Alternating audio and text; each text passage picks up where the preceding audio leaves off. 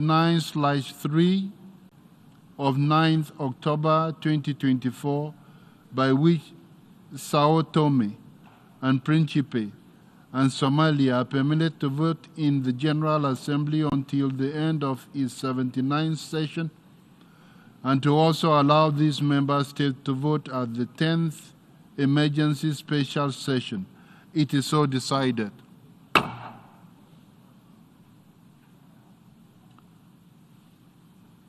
The General Assembly will now resume its consideration of Agenda Item 5, entitled Illegal Israeli Actions in Occupied East Jerusalem and the rest of the occupied Palestinian territory.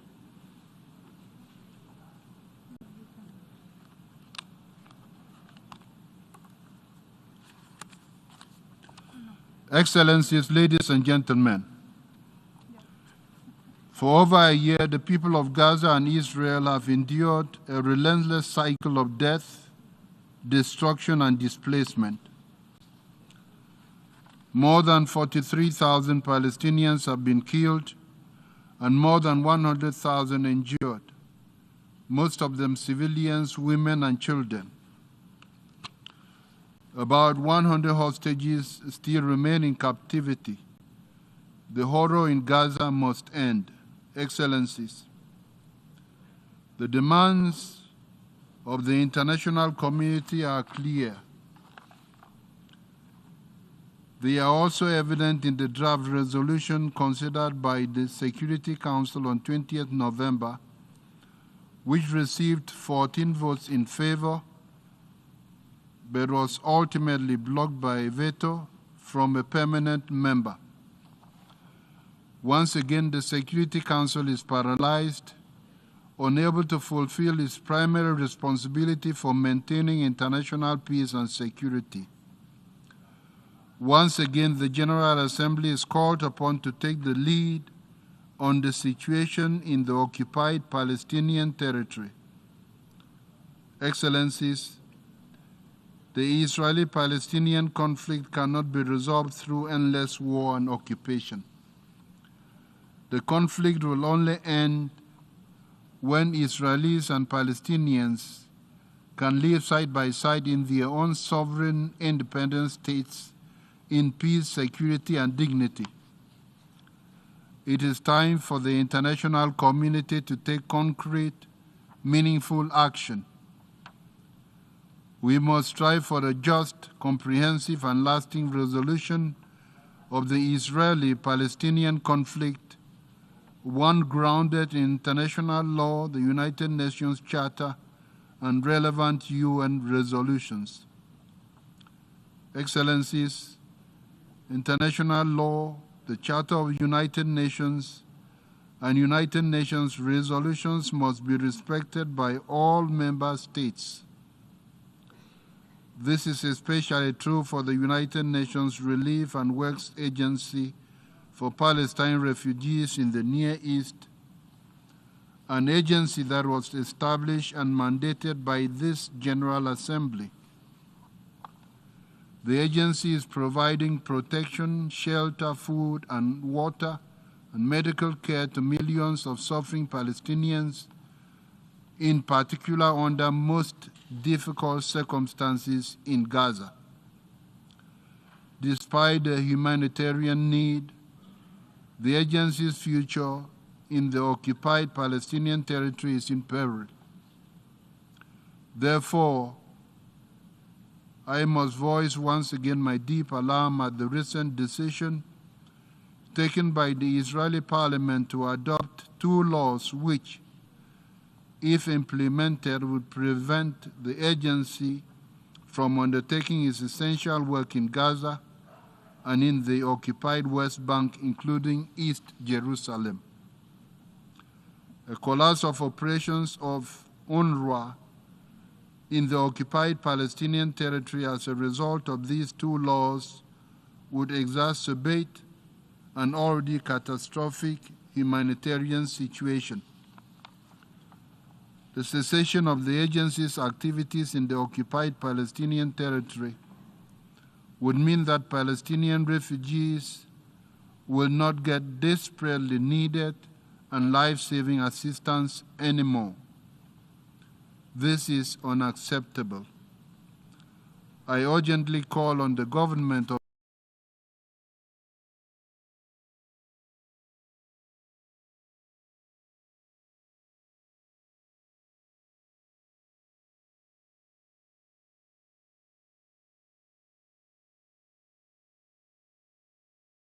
ES 10/24 of 18 September 2024, the Assembly decided to adjourn the 10th Emergency Special Session temporarily and to authorize the President of the General Assembly at its most recent session to resume its meeting upon request from member states. In this regard, I should like to draw the attention of delegations to document A/ES 10/1016, which contains a letter dated 21st November 2024 from the representatives of Lebanon, Cameroon, and Uganda in their respective capacities as chairs of the Arab Group, chair of the Organization of Islamic Cooperation Group, and chair of the Coordinating Bureau of the Non-Aligned Movement, requesting the resumption of the 10th Emergency Special Session of the General Assembly. I intend to conduct the proceedings of this meeting in accordance with the rules of procedure of the General Assembly and the past practices of its emergency special sessions.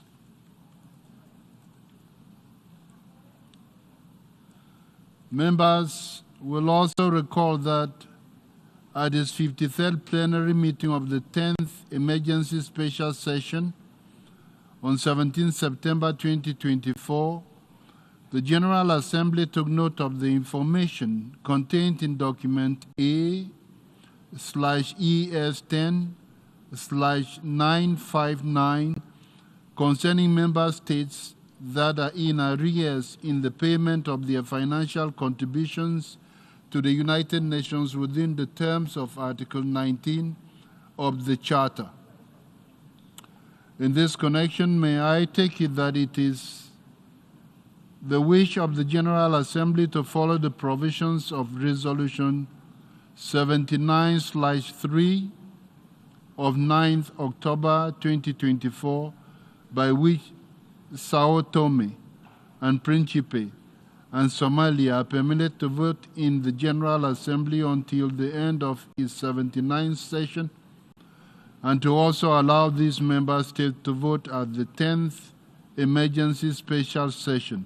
It is so decided.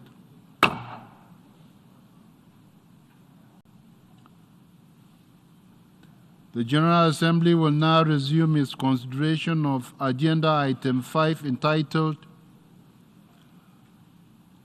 Illegal Israeli Actions in Occupied East Jerusalem and the rest of the occupied Palestinian territory.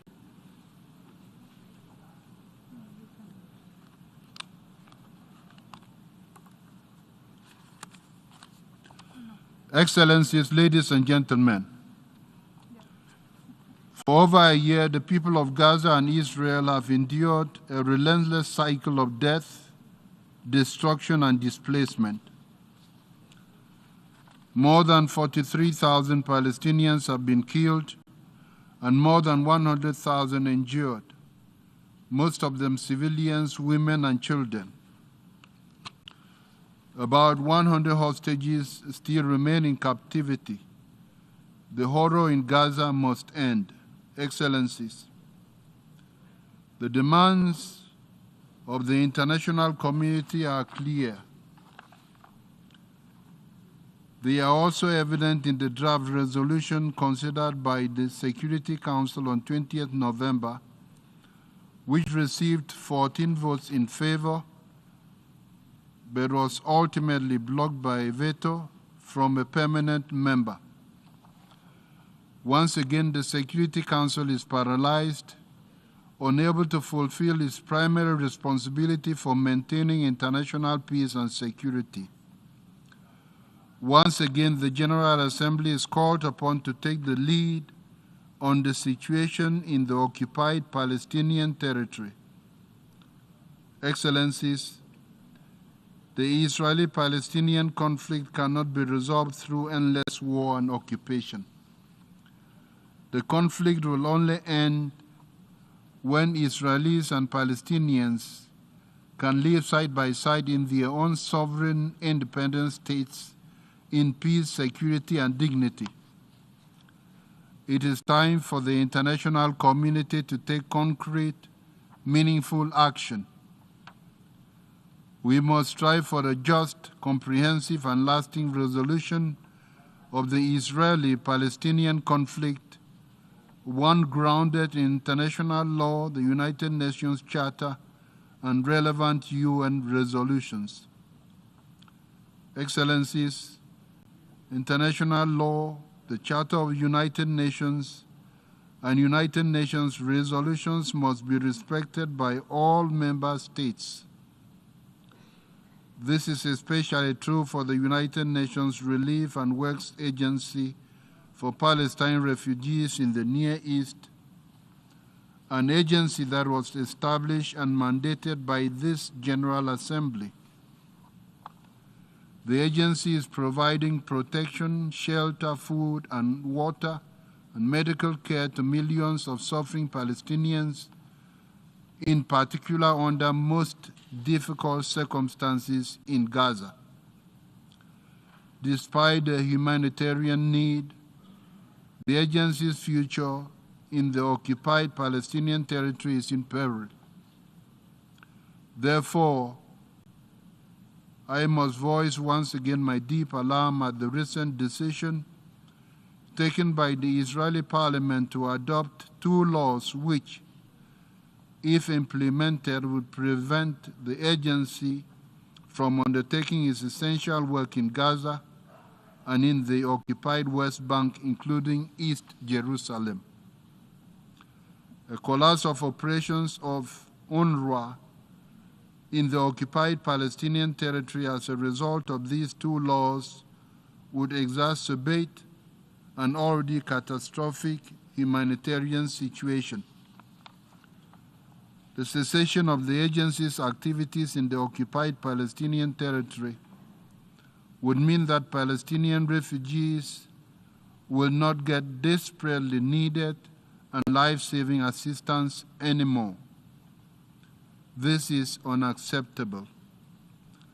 I urgently call on the government of Israel to comply with its international legal obligations and allow the United Nations Relief and Works Agency for Palestine refugees to continue its vital work as mandated by this General Assembly in Gaza and the occupied West Bank, including East Jerusalem. As representatives of the international community, it is our shared duty to uphold the principles of the United Nations Charter, justice, respect for international law, and faith in the dignity and worth of every human being. These principles are the foundations for peace and are what will guarantee lasting security for both the people of Palestine and Israel. Thank you.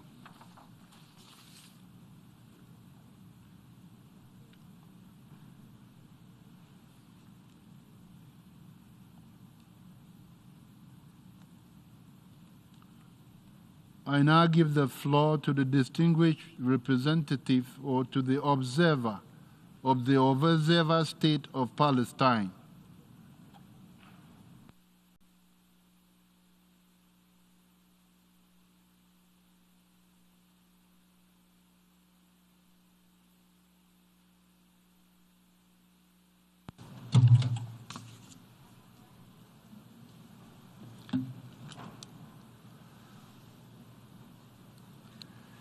Mr. President, as I stand here to address this august assembly, ethnic cleansing is being carried out in broad daylight in Beit Lahia and all of northern Gaza. As I stand here, displaced families were bombed yet again in tents in Al-Mawasi, burned alive, while the whole world is watching. Every hour, every day, more Palestinian children, women, and men fall victim to this depraved Israeli onslaught. Lives lost, families devastated, and entire people brutalized, terrorized, and traumatized with no end in sight. 424 days, and the genocide is still ongoing. Mass killing, mass displacement, mass detention, mass destruction of all requirements of life, and mass starvation, the gravest of crimes being perpetrated with a savagery unseen since the Second World War. A cruel war of atrocities against an entire civilian population, breaching every rule and crossing every red line. How is this possible? How can the world allow this to go on? The perpetrators are known. Their whereabouts are known. Their crimes are live streamed. They openly declare their intent to kill and maim, to destroy, to starve, to ethnically cleanse. And yet, they continue sleeping comfortably in their beds while their victims wander the earth from one death to another. Nowhere safe in what has become the most dangerous place in the world. They do so confidently, relying on decades of impunity, believing they will not be stopped, there will never be a cost for their crimes. This impunity must be brought to an end. The arrest warrants issued by the ICC must be a turning point, the beginning of the end of this impunity, of finally holding criminal perpetrators accountable and upholding the rule of law, of protecting civilians and achieving justice for victims, of stopping ongoing crimes and deterring future crimes. Mr. President, this full-fledged assault against the Palestinian people has been combined with an all-out assault against all those trying to save human lives and trying to uphold the truth and international law. Humanitarians, doctors, nurses, rescue teams, journalists, all targeted, hundreds paying the ultimate price with their lives as they tried to save others. And a primary target of Israeli attacks has been none other than these United Nations, its Secretary General, its agencies, its bodies, its peacekeeping forces, its charter and its resolutions. And Unrwa, the backbone of humanitarian response in Gaza and the lifeline for Palestine refugees, has been under constant attack from day one. The aim of the occupying power clear: to be rid of Unrwa as a way to further harm the refugees it is mandated to assist and protect, to negate their existence and their rights. The Israeli government has gone rogue.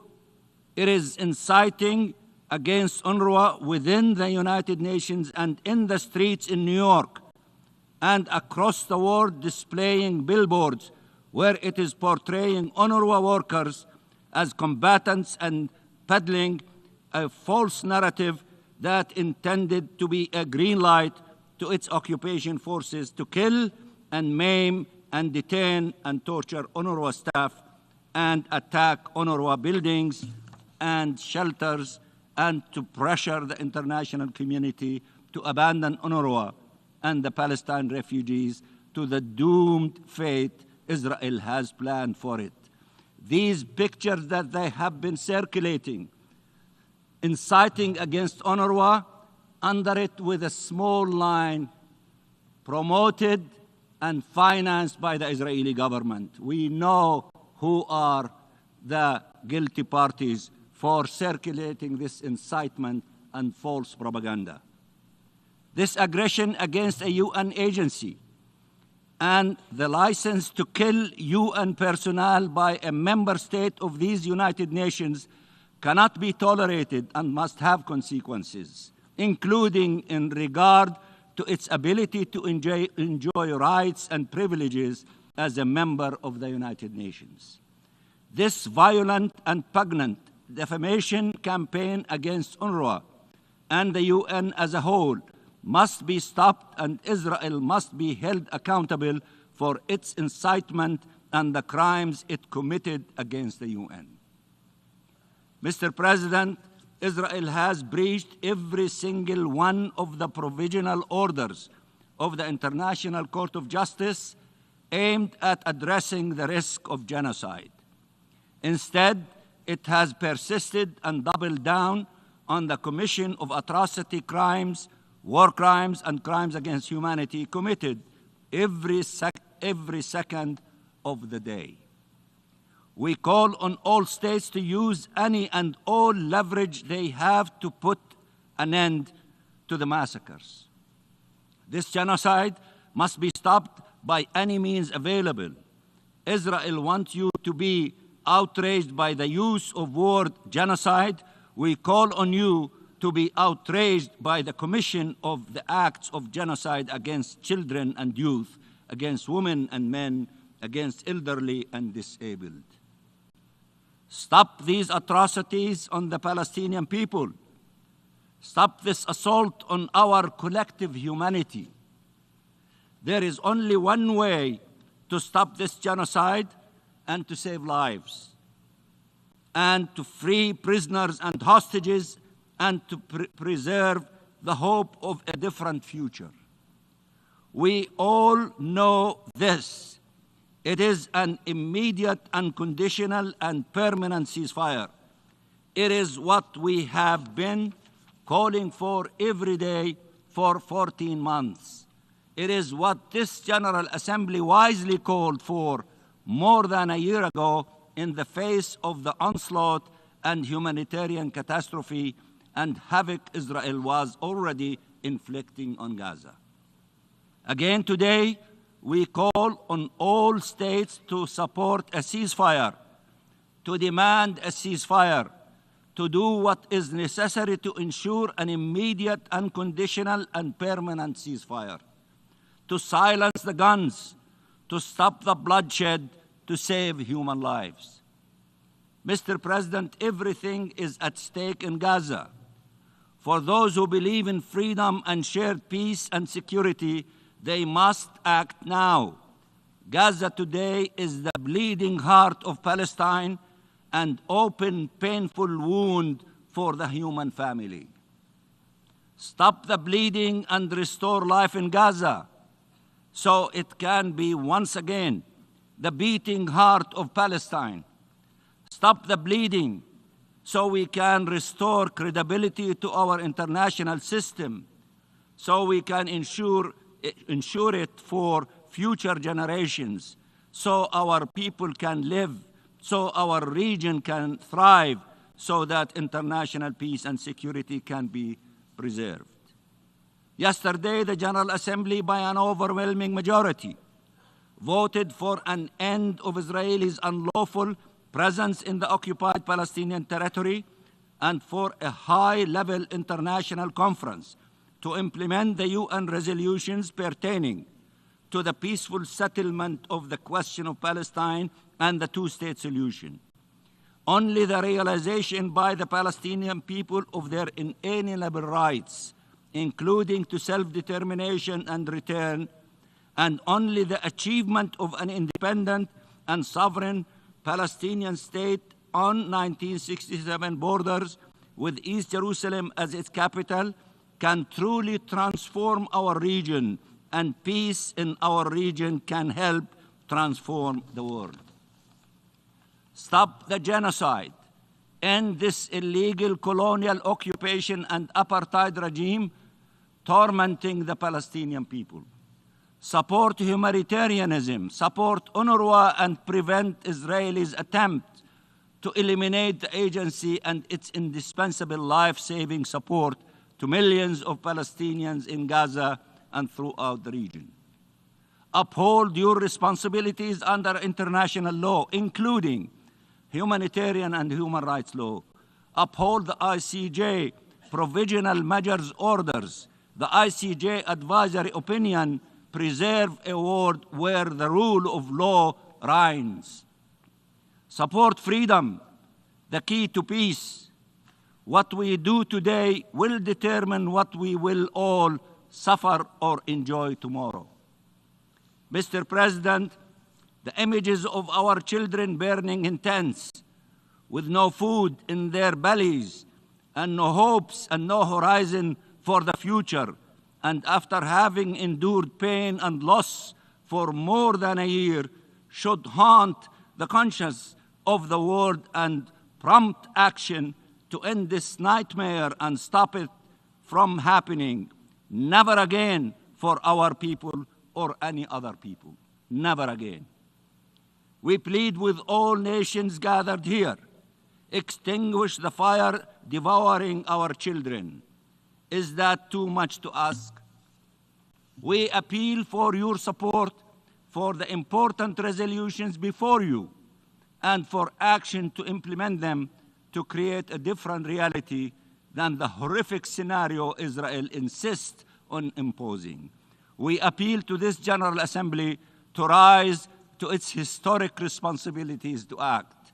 And I thank you very much, Mr. President, and dear colleagues, members of the General Assembly. I thank the distinguished observer, representative of the observer state of Palestine.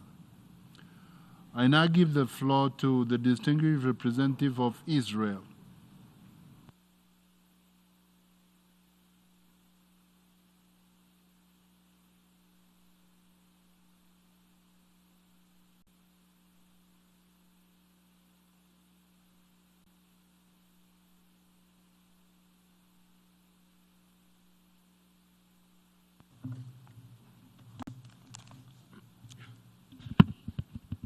Thank you, Mr. President. Every year, we go through the same routine, the same tired resolutions villainizing Israel, laying bare the UN's bias and prejudice for all to see. But let me remind you how this all started. 77 years ago, this Assembly voted on the United Nations partition plan, a moment that offered Israelis and Palestinians alike the chance to live side by side in peace. Israel said yes. The Arab world said no. They rejected coexistence, choosing instead to declare war on the newborn Jewish state. Since that day, this Assembly has maintained a neurotic obsession with what you call the question of Palestine. Over decades, the UN and many of its member states have encouraged and cultivated Palestinian rejectionism, violence, incitement, and false narrative of victimhood. In 1947, the Palestinians said no. In 1967, they again said no. In 2000, they said no. In 2008, once again, they said no. Time and again, opportunities for peace were met with rejection. Palestinian so-called leaders have chosen conflict every time, and this Assembly rewarded them for it. You have reinforced the belief that peace can be postponed and violence is acceptable. Where was the Assembly in 2005, when Israel left Gaza, pulling out entirely and leaving the Palestinians to determine their own future? Where were you in 2006 when Hamas violently seized control of the Gaza Strip, transforming it into the world's largest terrorist base? Where were you on October 7th when Hamas mobilized and executed a mass murder? And where are you today, as 100 hostages remain in the most horrifying conditions imaginable? October 7th was not just a day of horror. It was a moment that exposed the true face of Hamas and their allies, who are exclusively committed to extermination and cruelty. Over 1,200 murdered, thousands injured, women raped, children executed, families burned alive in their homes. These atrocities should have shocked the conscience of the world. Yet, to this day, this assembly remains silent. Over the past week, this assembly has passed countless resolutions targeting Israel, yet not a single resolution condemning Hamas, not a single word denouncing the October 7th massacre, and nothing about the hostages still suffering in unimaginable conditions. Shame on you. Instead of confronting these crimes, the UN continues to enable Palestinian rejectionism. This betrayal of peace has no end that we can foresee, unfortunately. But we see very clearly where it begins. It begins in the classrooms. If there is any doubt about the systematic indoctrination of hatred, allow me to share an example of a Palestinian 5th grade textbook. This textbook was published by the Palestinian Authority. This textbook was distributed to schools funded and supported by the UN and its member states. You, the members of the UN, the righteous nations pointing critical fingers at Israel, paid for this propaganda. Let me quote, Dalal Mughrabi, a name etched in glory, led with an unmatched bravery. In her footsteps, this textbook teaches the children to aspire to, and I quote, heroism and martyrdom. You see her picture. This is what the Palestinians are teaching 10-year-olds. 10-year-old Palestinian children are being told that the path to greatness lies in murder, that death is preferable to life, and that slaughtering innocent civilians is a source of a national pride. That's the Palestinian Authority, it's not Hamas, don't be mistaken. They are explicitly taught in this very textbook that to die as a terrorist is, quote, far better than a life of comfort and ease. Let me tell you who was the mastermind, who was Dalal Mughrabi. She was the mastermind of the 1978 Coastal Road Massacre, a terrorist attack that left 38 innocent civilians dead, including 13 children. Her group hijacked a bus and murdered its passengers.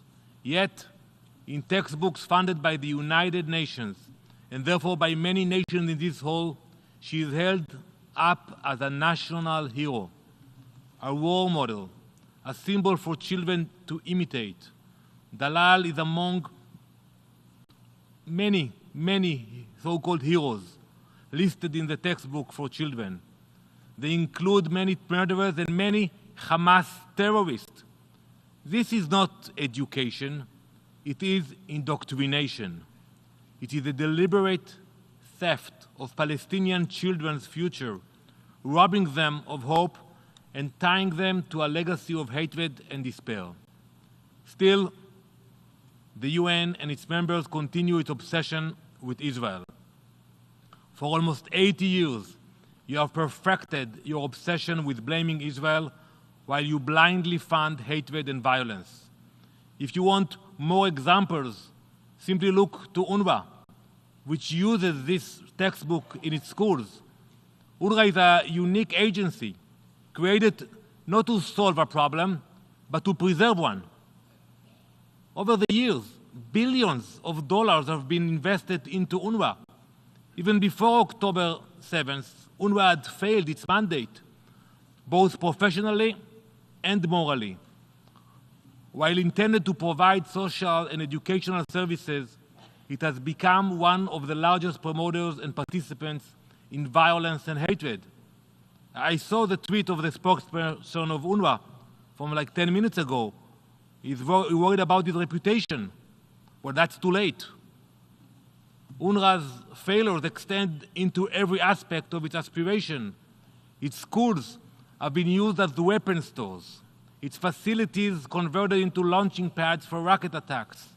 Its employees moonlighting as terrorists. We have videos of UNRWA employees invading Israel on October 7th, kidnapping Israelis. And who signed the paycheck? You did, the UN.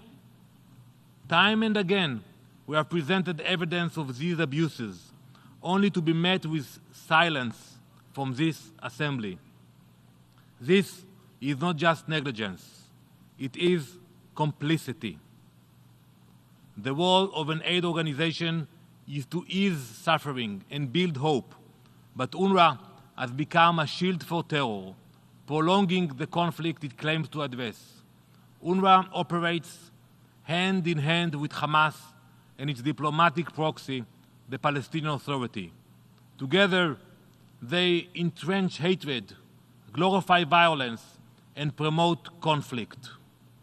Consider the Palestinian Authority, the so-called moderate leaders. We listen to them. But true leadership would make a distinction between itself and Hamas. It would condemn the atrocities of October 7th. I listened to Mr. Mansour. I haven't heard him mentioning Hamas. True leadership would lay the groundwork for peace through education. Instead, the PA glorifies terrorists, names schools and streets after murderers, and provides a play-to-slay policy that turns blood into profit, paying terrorists and their families to murder. The more you kill, the more money you get in your bank account. Just imagine what could be achieved if this assembly took a different path. Imagine if the billions spent on promoting hatred and violence were redirected toward building schools that teach peace, hospitals that heal, and infrastructure that connects rather than divides. Mr. President, 77 years ago, when the partition plan was proposed, Israel chose peace. The other side chose war. That pattern of rejectionism continues to this day because of the UN's indulgence of incitement and its refusal to demand accountability. Israel is a nation of peace. We pray 3 times a day for peace. We have demonstrated our commitment and ability to peace through our treaties with 6 Arab nations. We used to fight with them. And you saw the Abraham Accords also. We hope that many other nations, God's will, Be'ezrat Hashem, Inshallah, that more countries will join the Abraham Accords very soon. But if you truly want peace, it begins with dismantling this infrastructure of hate and the glorification of terror. Stop rewarding murder. Dismantle UNRWA. Hold the Palestinian leadership accountable. 77 years is long enough. It is time for the UN and its members to wake up, stop being collaborators in violence, and start being partners in peace.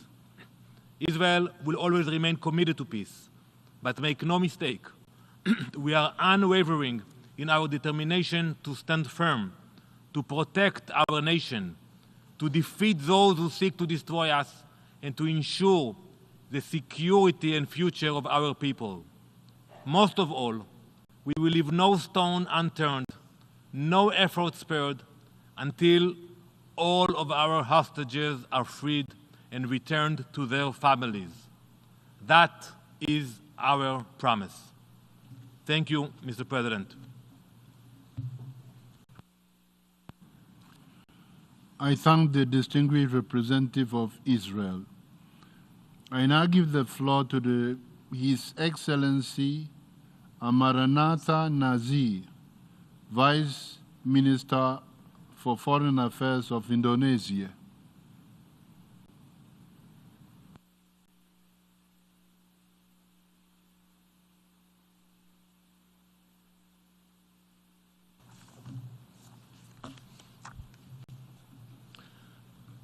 Mr. President, in the morning of November 20th, before the veto at the Security Council, the death toll in Gaza was 43,253 people. This morning, it reached 44,532 people.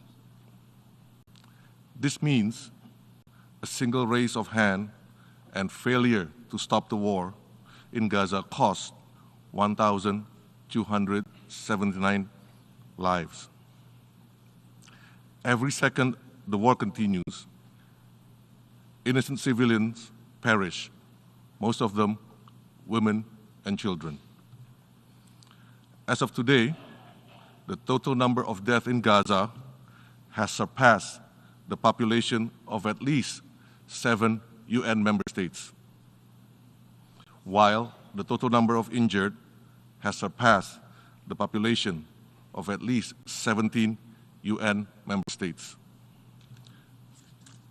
If actions equivalent to wiping out the whole population of a country is not genocide, please tell me what is.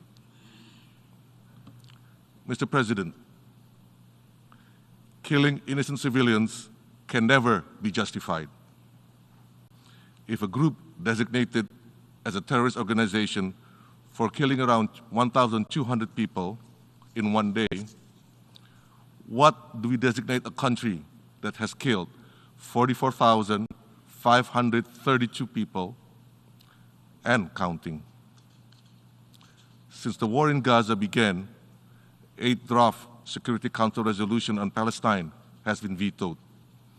And while the Council has passed 4 resolutions, none of them, and I repeat, none of them, have been implemented. If this does not reflect the Council's impotence, tell me what is. Furthermore, since the war on the Palestinian in Gaza started, the General Assembly has held 5 emergency special sessions. The ICJ delivered 1 advisory opinion, 3 provisional measures, and the ICC issued arrest warrants. Yet, despite the clear conscience of the vast majority of nations, a powerful few chooses to continue to ignore humanity, ignore the dignity of life, and ignore international rule of law. Double standards has given Israel the license to kill. Double standard is unraveling the multilateral system. Many are now saying we are entering the age of the collapse of the international rule of law, the collapse of the international order, the very order designed by the powerful countries who are no longer committed to upholding them. We, the majority nations with conscience, must therefore rise to protect humanity, protect the value of life, and the suffering of innocent civilians in Gaza. It is no longer enough to call for immediate, unconditional, and permanent ceasefire as a way to end the atrocity faced by Palestinians in Gaza. Countries with conscience and capacities must act and take concrete action. Countries with conscience and capacity must halt all transfer of arms to Israel.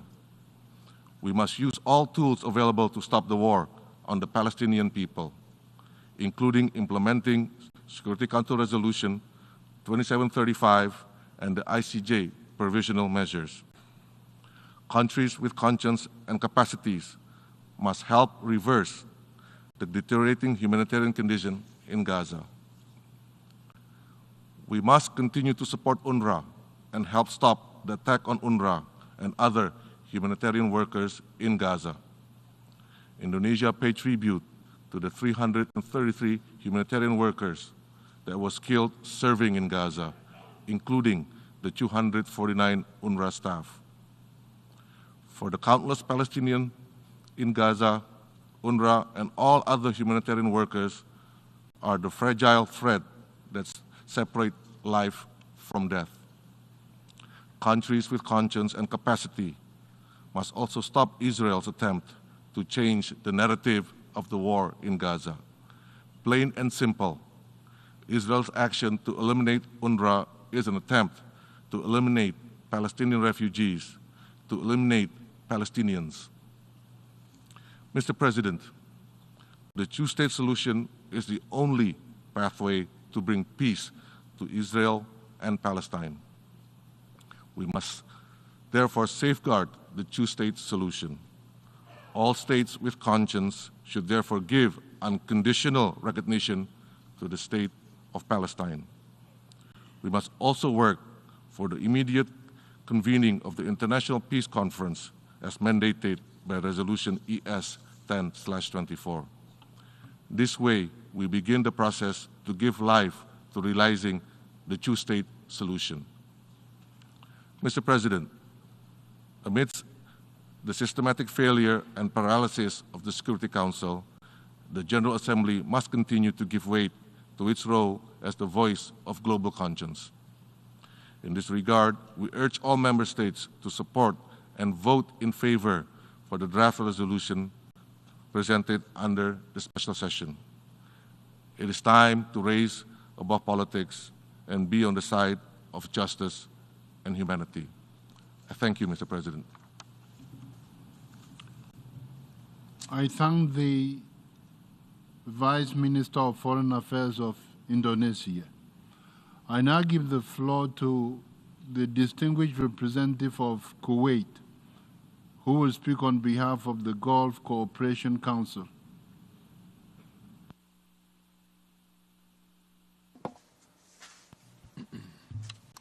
بسم الله الرحمن الرحيم. In the name of God, the merciful, the compassionate, Mr. President, ألقي هذا I البيان deliver the باسم statement دول مجلس on التعاون behalf of the لدول Gulf الخليج Cooperation العربية، Council, دولة الإمارات العربية the المتحدة، United Arab Emirates, ومملكة the البحرين، Kingdom of Bahrain, والمملكة العربية the السعودية، Kingdom of Saudi Arabia, وسلطنة the عمان، Sultanate of ودولة Oman, the State of قطر، Qatar, وبلادي and my دولة country, the الكويت. State of Kuwait. بداية نعرب لكم عن الشكر على عقد Allow هذا me to thank you الاجتماع for holding this meeting بناء على طلب المجموعة upon a العربية request by the Arab Group, ومجموعة منظمة التعاون الإسلامي the OIC, وحركة عدم and the الانحياز non-aligned movement. وفق القرار According to 377 المعنون 377 entitled الاتحاد من Uniting أجل for السلام، Peace, على إثر استخدام as الفيتو the في veto مجلس الأمن was used بشأن at the قرار Security يتعلق Council بالقضية against a الفلسطينية resolution on the موضوع Palestinian هذه question, الدورة the subject الاستثنائية of this الطارئة. emergency special session. ونؤكد بدورنا على مسؤولية الجمعية العامة We stress وفقا لميثاق the الأمم responsibility المتحدة of the General Assembly وقراراتها according to ذات the Charter الصلة of the United Nations and تجاه relevant القضية GA resolutions الفلسطينية إلى towards حين the Palestinian تسويتها question تسوية until a عادلة just, ودائمة comprehensive and lasting وشاملة. settlement is achieved. سيد الرئيس، Mr. President, منذ آخر انعقاد لهذه الدورة الاستثنائية الطارئة since the last تواصل emergency التصعيد المزعزع للأمن special والاستقرار session, في the المنطقة، escalation وقد أدانت دول that has been مجلس undermining التعاون peace and لدول security in the الخليج region العربية has persisted. التصعيد في GCC الأراضي اللبنانية countries والفلسطينية، have condemned the وحذرت escalation من in تداعياته the Lebanese الخطيرة and Palestinian وما territories. يترتب We عليه من warned of the grave تهديد repercussions للسلم of such والأمن escalation الدوليين، and the resulting threat to international مؤكدة peace and على security. ضرورة حماية أمن We stressed المنطقة the need to وعدم protect the اتساع safety of رقعة the الحرب، region and prevent any expansion وطالبت of the الأطراف war. We المعنية called upon بضبط the parties النفس concerned والكف to عن exercise العنف self-restraint, وتغليب to لغة stop الحوار. the violence and to give precedence to وبعد dialogue. أسابيع من تصعيد العدوان Weeks following الإسرائيلي the على escalation لبنان of the Israeli الشقيق، aggression against brotherly Lebanon, which left thousands killed and injured. شهد الأسبوع الماضي التوصل إلى اتفاق لوقف فوري لإطلاق النار. Was reached إن last دول week, مجلس التعاون an agreement ترحب بهذا for an الاتفاق ceasefire. وتعرب عن The GCC التقدير countries للولايات welcome this المتحدة agreement, and we والجمهورية express our الفرنسية appreciation to the على United States of America جهودهما and the French لتيسير Republic for التوصل their إليه. efforts to facilitate the تأمل reaching of this بأن يتم agreement. الالتزام We hope بتنفيذه that بما it would ينهي hold, سفك it would be الدماء implemented to ويفضي stop إلى the السلام bloodshed, والاستقرار and that would المستدامين allow for achieving واحترام sustainable peace and سيادة security, واستقلال وسلامة أراضي لبنان respecting وتنفيذ the قرار sovereignty, مجلس الأمن independence and integrity of Lebanon 1701 and the implementation كما of Security تأمل Council Resolution بأن 1701. يتبع هذا We الاتفاق also hope كذلك that this اتفاق agreement would يفضي be إلى وقف followed الحرب by على another قطاع agreement غزة that stops the war والاعتداءات على against the الضفة Gaza Strip, الغربية ويضع the attacks حدا on the West للمعاناة Bank, an الإنسانية. agreement that would put فقد an وصلت end to the المعاناة humanitarian الإنسانية suffering. في قطاع غزة إلى حد The غير humanitarian مسبوق suffering in the Gaza من Strip حيث عدد reached an الضحايا unprecedented level, والنازحين manifested in the والدمار number of الشامل victims للمساكن and the displaced, والبنى the complete التحتية destruction of الأساسية residential buildings and ومستويات المجاعة critical وانعدام infrastructure, الأمن الغذائي the خاصة levels في of شمال hunger القطاع. and food insecurity, وهذا especially in ما the north of the يستلزم Gaza فتح Strip. جميع المعابر بشكل فوري We need to دون ensure the شروط opening of all وتأمين border وصول crossings كافة without any المساعدات preconditions. الإغاثية We need والإنسانية to secure the delivery of all والإمدادات الطبية humanitarian aid, والاحتياجات medical الأساسية supplies, للسكان and basic necessities وفقا to the residents of the لالتزام Gaza السلطة Strip, القائمة in line with the بالاحتلال commitment of بموجب the القانون الدولي occupying والقانون power الدولي under international الإنساني. law and international humanitarian law. إن دول مجلس التعاون تؤكد The وقوفها GCC إلى جانب countries الشعب الفلسطيني stand with الشقيق the brotherly Palestinian people. وتكرر إدانتها Once again, للعدوان we الإسرائيلي على condemn the قطاع Israeli غزة aggression والضفة الغربية against Gaza and the West وتطالب Bank. بتنفيذ قرارات مجلس We الأمن call for the implementation of Security Council Resolutions 2735, 2712, and 2720, بشأن الدعوة إلى وقف لإطلاق النار في قطاع which called غزة for a وإطلاق ceasefire سراح in Gaza, الرهائن the release وتبادل of the الأسرى hostages, the وعودة prisoners المدنيين exchange, إلى the ديارهم return of the civilians to their والتوزيع homes, الآمن the secure والفعال and للمساعدات effective الإنسانية distribution of على humanitarian نطاق واسع aid at scale, وانسحاب and القوات the withdrawal الإسرائيلية من القطاع. of Israeli وفي forces هذا الصدد from the Gaza Strip. تعرب عن الدعم In للجهود this regard, الرامية we express لتحقيق our هذه support الغايات to the والتقدير efforts aiming at achieving للجهود these الحثيثة objectives. الذي We بذلتها express our جمهورية مصر appreciation to the العربية extensive efforts made ودولة by قطر the Arab والولايات Republic of المتحدة Egypt, the من State of أجل Qatar, التوصل and the United إلى States to اتفاق. reach an agreement. سيد الرئيس، Mr. President, تعرب دول مجلس التعاون the على GCC التضامن countries مع وكالة الأنروا express their solidarity وتشيد with UNRWA. بالتضحيات We الكبيرة commend التي the قدمتها هذه significant الوكالة sacrifices التي made by this تشكل agency. العمود It الفقري is للاستجابة the الإنسانية backbone للوضع of الراهن في قطاع the غزة humanitarian response إضافة to the current إلى situation اعتماد in ملايين Gaza. اللاجئين الفلسطينيين Millions of على Palestinian الخدمات refugees الأساسية depend on the المقدمة basic services من قبل هذه provided الوكالة by التي this أنشأتها agency that was الجمعية established العامة by the General في إطار Assembly as المسؤولية part الجماعية of the تجاه collective قضية responsibility اللاجئين towards إلى حين the issue تسويتها of العادلة. refugees until it's justly سيد settled. الرئيس، Mr. قد President, جدد إعلان القمة الصادرة عن الدورة the الخامسة declaration والأربعين للمجلس adopted الأعلى لمجلس at the التعاون لدول الخليج 45th العربية التي GCC عقدت في summit, مدينة الكويت which was held يوم in the الأول city من of ديسمبر Kuwait الأحد on the الماضي 1st of December, last التأكيد Sunday, على موقف دول مجلس reaffirmed التعاون الثابت تجاه القضية the الفلسطينية. firm position of وقد GCC آن countries الأوان towards the لإنهاء Palestinian question. الاحتلال It is ودعم time سيادة to end الشعب the الفلسطيني occupation, على جميع to الأراضي support the الفلسطينية sovereignty of the المحتلة Palestinian منذ people يونيو over all 1967 occupied Palestinian territories وتأسيس occupied since الدولة June الفلسطينية 1967. المستقلة It is time to وعاصمتها القدس establish الشرقية an independent وفق Palestinian مبادرة السلام state with العربية East Jerusalem as its وقرارات capital الشرعية according الدولية to the Arab Peace وتحقيق Initiative جميع and الحقوق international المشروعة resolutions. للشعب It's time الفلسطيني to achieve الشقيق. all legitimate rights وبهذا of الصدد the brotherly ندعو Palestinian people. لتنفيذ In this regard, القرارين we الأخيرين call for الذين implementing the اعتمدتهما two الجمعية latest العامة في دورتها resolutions adopted الاثنائية by the General الطارئة Assembly العاشرة at the 10th رقم Emergency ES Special 10/23 Resolution بشأن أهلية ES دولة فلسطين 10/23 للعضوية on the الكاملة eligibility of في the الأمم State of Palestine المتحدة for full membership in the والقرار United ES Nations and 10/24 Resolution بشأن ES فتوى10/24 on محكمة the العدل advisory الدولية opinion of the بعدم ICJ قانونية on the الاحتلال illegality الإسرائيلي. of كما نؤكد أهمية جهود اللجنة الوزارية برئاسة المملكة العربية السعودية التي شكلتها القمة العربية الإسلامية المشتركة الاستثنائية بشأن العدوان الإسرائيلي على الشعب الفلسطيني وجهود التحالف الدولي لتنفيذ حل الدولتين في سبيل تجسيد الدولة الفلسطينية. وترحب المجموعة الخليجية في هذا السياق بما تضمنه قرار الجمعية العامة الذي تم اعتماده بالأمس A97/23 والذي تضمن الدعوة لعقد مؤتمر دولي رفيع المستوى لتسوية القضية الفلسطينية وتنفيذ حل الدولتين الذي سيعقد في يونيو المقبل والذي ستشارك المملكة العربية السعودية وجمهورية فرنسا بتيسير أعماله. وختاما السيد الرئيس، فإن دول مجلس التعاون تدعم مشروع القرار المعروض على الجمعية العامة في هذه الدورة الاستثنائية الطارئة وتدعو سائر الدول الأعضاء إلى التصويت to vote in favor of this draft resolution. I thank you. I thank the distinguished representative of Kuwait. I now give the floor to the distinguished representative of Cameroon, who will speak on behalf of the Organization of Islamic Cooperation.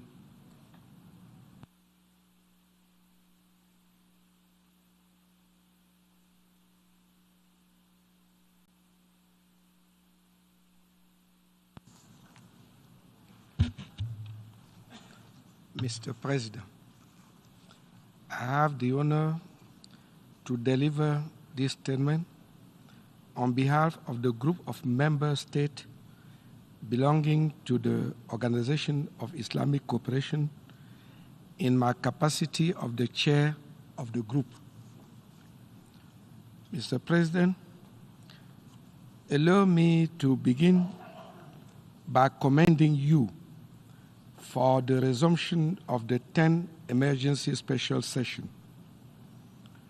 The previous editions have succeeded in addressing the dire humanitarian situation in the occupied Palestinian territory.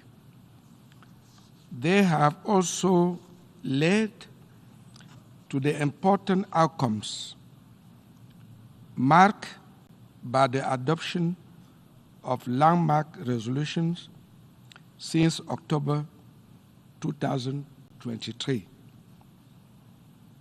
These resolutions, which, among other issues, call for an immediate ceasefire in Gaza and throughout the occupied Palestinian territory, support for the Palestinian bid for the full United Nations membership, and the endorsement of ICG advisory opinion underscore the indispensable role of the United Nations Assembly in upholding international peace and security.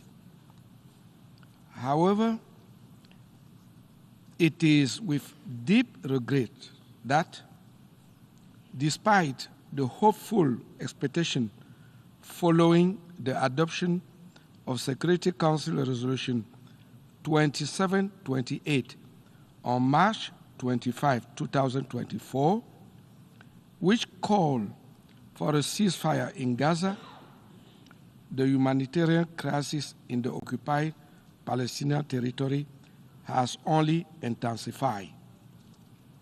The death toll, which has primarily affected women and children, has tragically reached over 44,000. Furthermore, over 105,000 individuals have 5,000 individuals have been injured, and 1.9 million people have been displaced as a result of a widespread destruction of homes, hospital, and cultural heritage sites. In addition, Mr. President, to the dire humanitarian consequences, we have continued to witness the dramatic escalation of war in Gaza and Palestine to other parts of the Middle East region. The Israel attacks on Lebanon have intensified in the past month with the unfortunate loss of thousands of lives and destruction of homes, while the violation of sovereignty of other countries in the region has continued unabated. Given this dangerous state of affairs, the continued inability of the global community to bring about an immediate halt to the humanitarian disaster in the region has continued to shock human conscience all over the world. In light of these developments, Mr. President, and the growing threat to global peace and security caused by the protracted Middle East conflict, this session provides yet another opportunity to consolidate on the glimmers of hope which result from the recent past resolution of this hollow assembly. The Palestinian people, who have long suffered illegal occupation of their homeland and who have endured displacement and destruction of their home, schools, and religious sites, need an urgent action of this body to stop the ongoing carnage in the region. In the same vein, Mr. President, the international community has also expressed through the Assembly its political will to halt the armed hostilities and aggression in the Middle East. Our group, the OIC group, welcomes the arrangement for a cessation of hostilities that came into effect on 27 November 2024, bringing an end to the Israel aggression against Lebanon. In this regard, our group calls on Israel to withdraw from all Lebanese occupied territories and calls for the full implementation of Resolution 1701 of 2006 in a manner that ensures sustainable stability along the border. It also calls for the respect of Lebanon's sovereignty and territorial integrity within its internationally recognized border. Mr. President, in the face of the inability to bring about an unconditional ceasefire in Gaza, the recent development that threatened the continuation of the United Nations Relief and Work Agency for Palestine refugees in the Near East, in the occupied Palestinian territory, including East Jerusalem, is of great concern. This unfortunate development is capable of hampering the proper functioning of the United Nations and its agencies in accordance with the mandate under the United Nations Charter. In this regard, Mr. President, we should recall relevant UN resolution, as well as the advisory opinion of the International Court of Justice on 19 July 2024, which reaffirmed the Palestinian people's right to self-determination and Israel's duty to cease impeding this right. This opinion also reiterates Israel's obligation under international humanitarian and human rights law.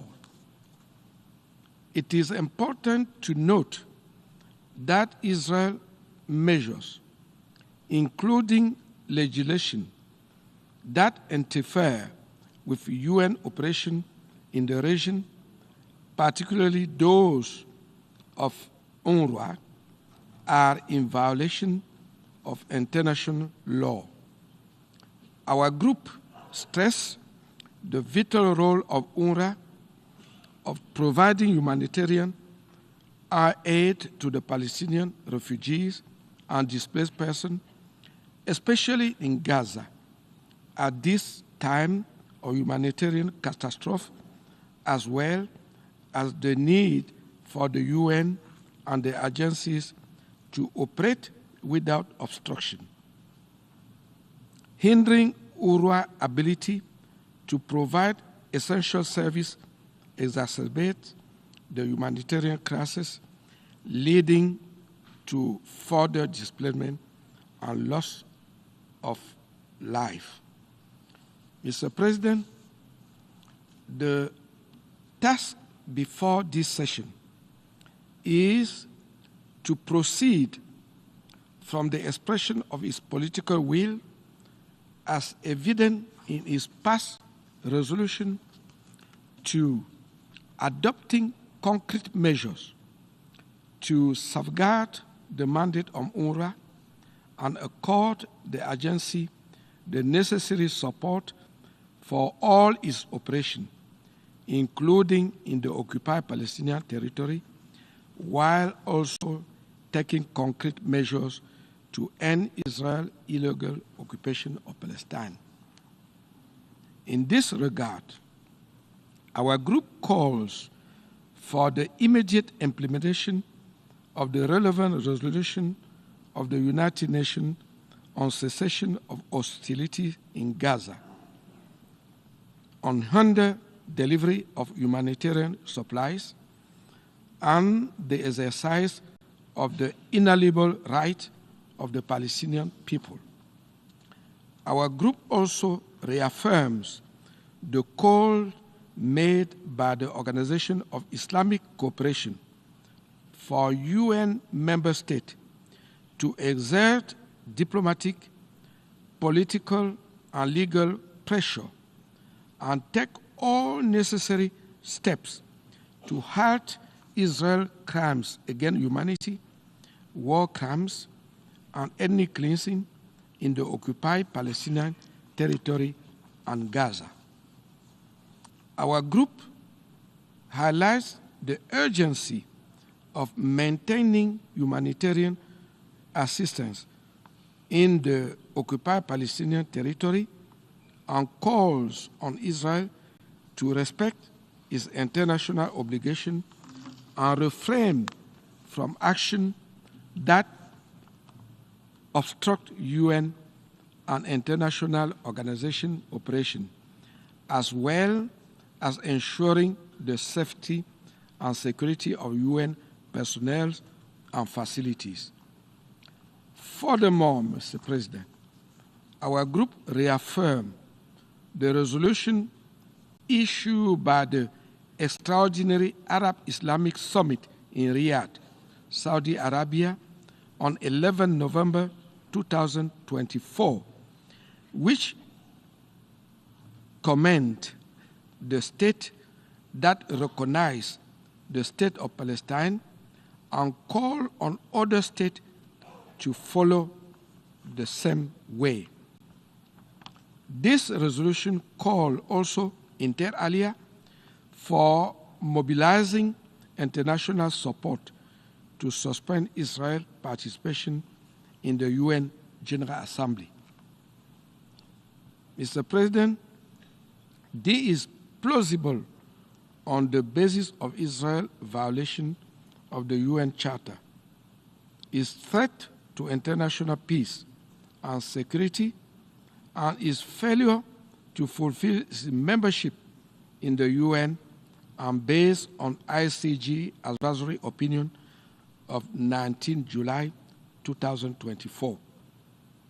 This resolution also welcomes the international alliance to implement the two-state solution in coordination with Arab and Islamic states and in cooperation with the European Union and the Kingdom of Norway.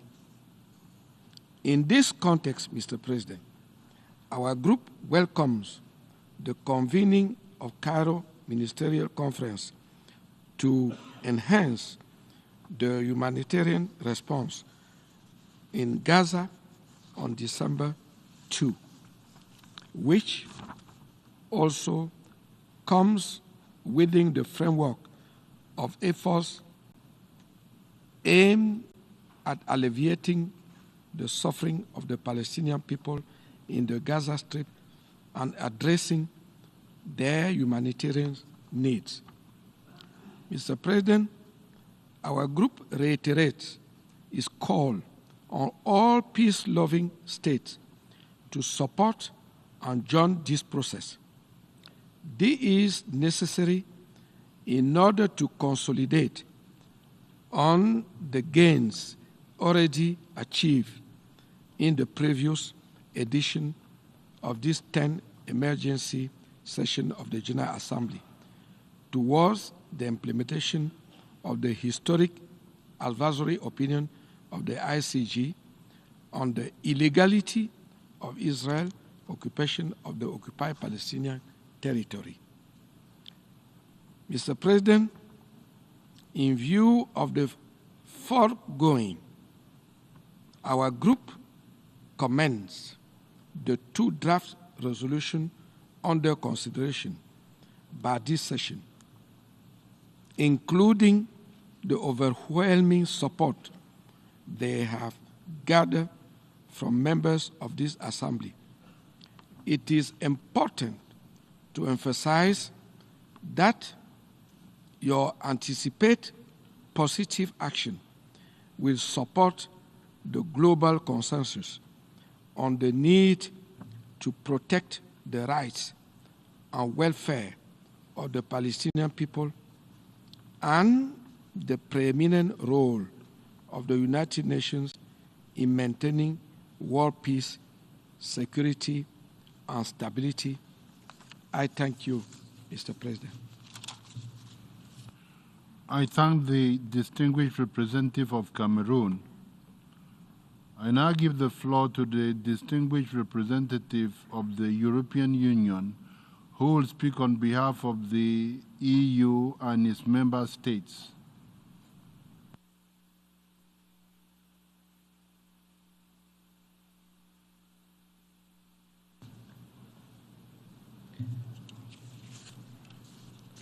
Thank you, Mr. President.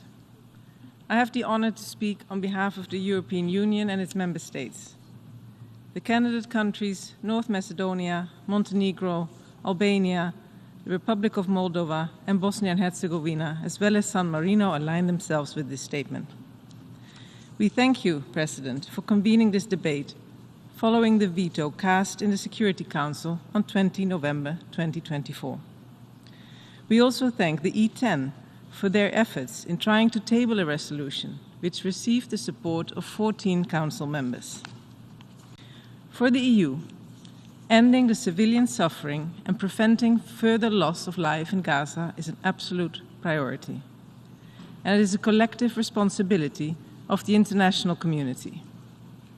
For this to happen, we need an immediate ceasefire in Gaza, the unconditional release of all hostages, the urgent improvement of access and sustained distribution of humanitarian assistance at scale throughout Gaza, and an enduring end to hostilities, in line with Security Council Resolution 2735. All these elements were present in the resolution put forward at the Security Council. President, the EU once again unequivocally condemns Hamas' brutal terrorist attacks of October 7. The EU also deplores the unacceptable number of civilian casualties, especially women and children, in Gaza and the West Bank, as well as the catastrophic levels of hunger and imminent risk of famine caused by the insufficient entry of aid into Gaza, following Israel's response to these attacks. We also recall the need to fully implement the International Court of Justice orders. We call on all parties to exercise the utmost restraint, put an end to all hostilities immediately, and fully abide by international law, including international humanitarian law. Allow me to reiterate the essential role of Unrwa, which provides crucial services to millions of people in Gaza, the West Bank, including East Jerusalem, and across the region, including Lebanon, Syria, and Jordan. We condemn any attempt to abrogate the 1967 agreement between Israel and Unrwa, or to otherwise attempt to obstruct its capacity to execute its mandate. It is essential that Unrwa can continue carrying out its crucial work in line with its mandate adopted by the UN General Assembly in 1949 and renewed since. The EU, together with its member states, is the largest contributor to Unrwa, and the EU is committed to continuing its support to the agency, both politically and financially. We closely monitor and evaluate the implementation of the recommendations of the Independent Review Group report. As long as there is no sustainable solution to the conflict, the mandate of Unrwa will remain vital. Finally, Mr. President, the EU reiterates its unwavering commitment to a just, comprehensive, and lasting peace based on the two-state solution, on the basis of relevant Security Council resolutions, its commitment to implement Security Council Resolution 2334, and our support to the Palestinian Authority to help address its most pressing needs and promote its reform agenda. The European Union will actively support and engage with international partners on concrete, irreversible steps towards the two-state solution, including through the Global Alliance on the Implementation of a Two-State Solution and the holding of an international peace conference as soon as possible. The European Union stresses that a credible pathway to Palestinian statehood is a crucial component of that political process. I thank you, Mr. President.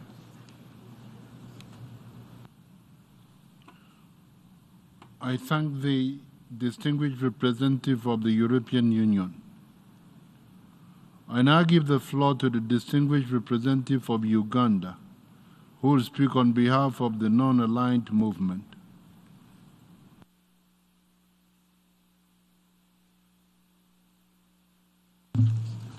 Mr. President, Excellencies, I have the honor to deliver this statement on behalf of the 121 member states of the non-aligned movement.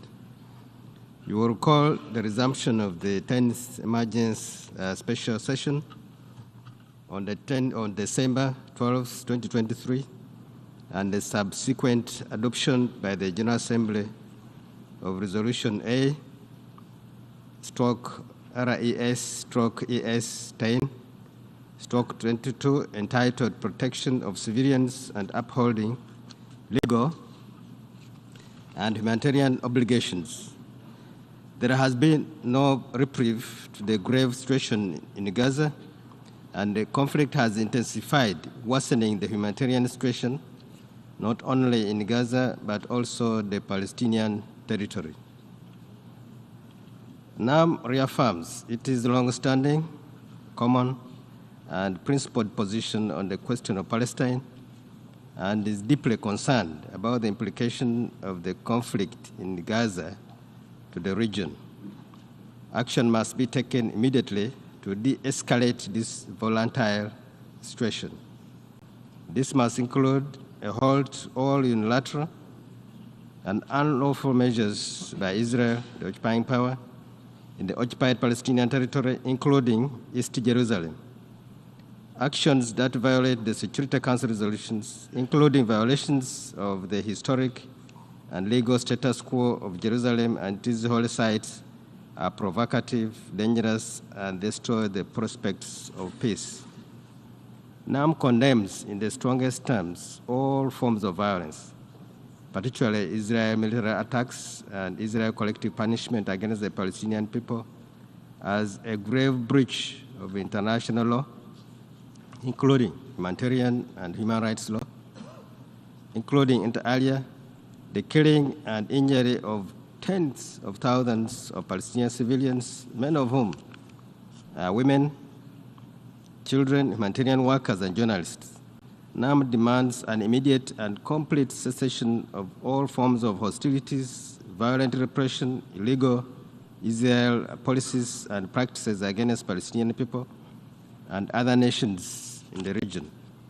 The non-aligned movement demands an immediate and permanent ceasefire and expresses support for all ongoing diplomatic efforts to reach an agreement for an immediate and permanent ceasefire. Accordingly, NAM calls for the release of hostages, the exchange of Palestinian prisoners, the return of Palestinian civilians to their homes and neighborhoods in all areas of Gaza, and the safe and effective distribution of sufficient humanitarian assistance throughout the Gaza Strip to all Palestinian civilians who need it, including medical needs. Now members also express concern at the reports of forced starvation and forced displacement of the civilian population throughout Gaza.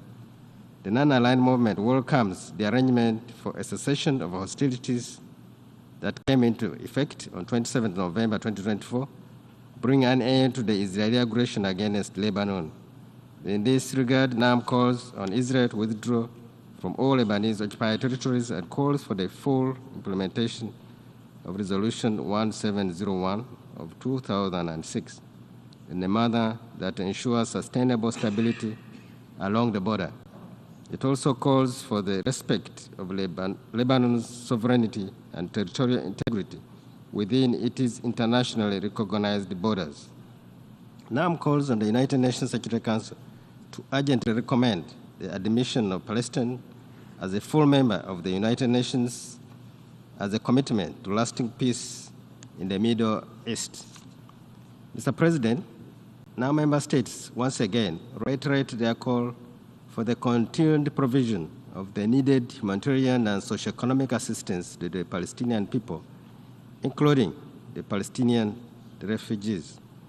The movement reaffirms the continued indispensability of the United Nations Relief and Works Agency for Palestinian refugees in the Near East, UNRWA, along with other United Nations agencies and international organizations in elevating their plight, and urges the international community to provide the agency with sufficient and predictable funding.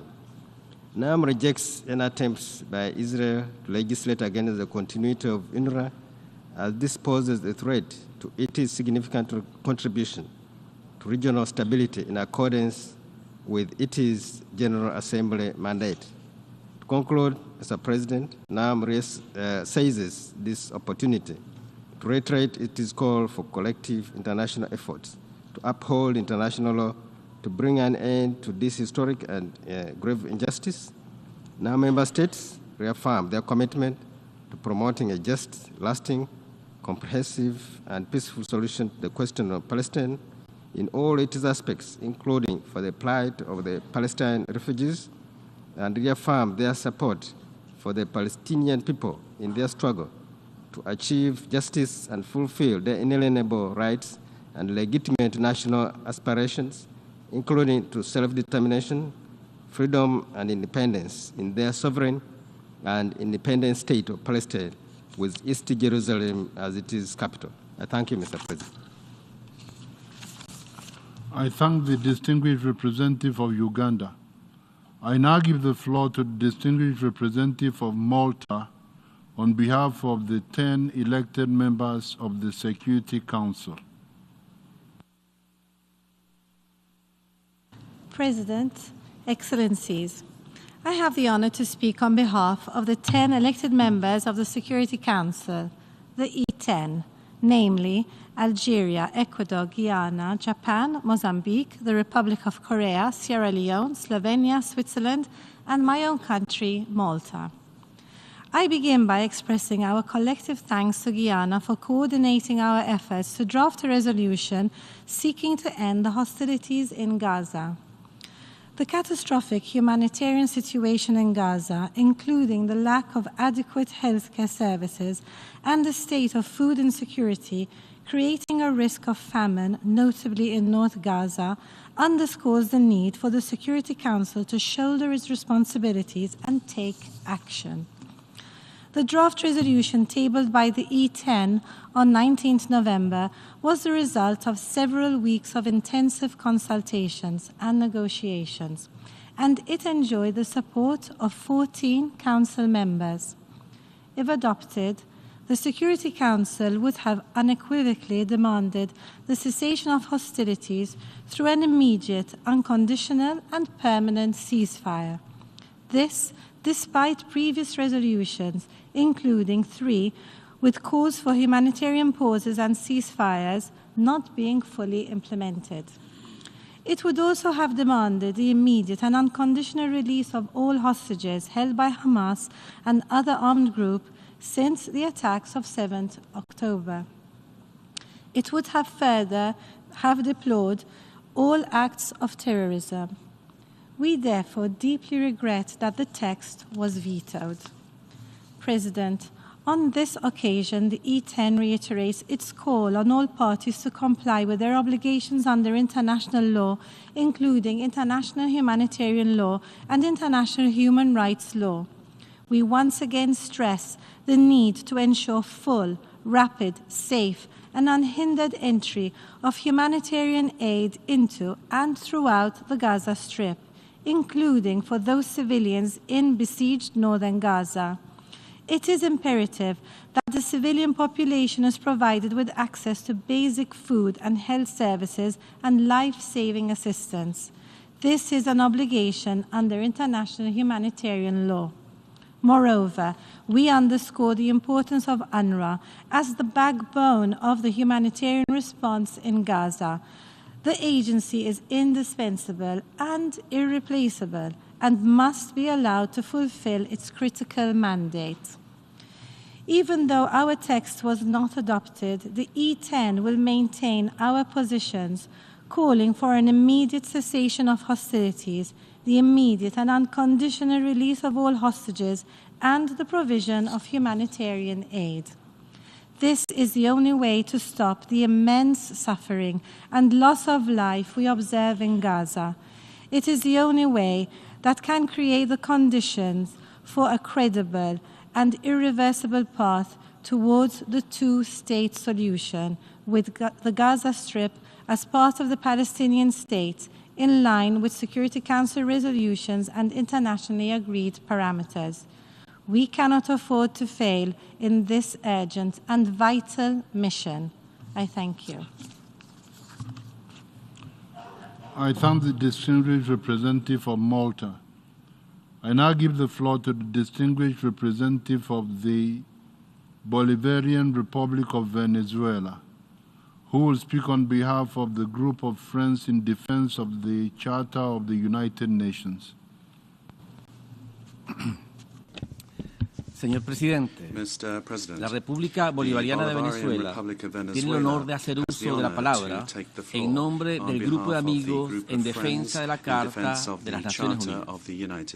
Señor Presidente, participamos hoy en este debate como resultado del voto negativo emitido por los Estados Unidos de América en el Consejo de Seguridad el pasado 20 de noviembre de 2024 en relación con el proyecto de resolución contenido en el documento S/2024/835, presentado conjuntamente ante ese órgano por sus miembros no permanentes y el cual buscaba exigir un alto al fuego inmediato, incondicional y permanente, respetado por todas las partes en el actual conflicto en la Franja de Gaza.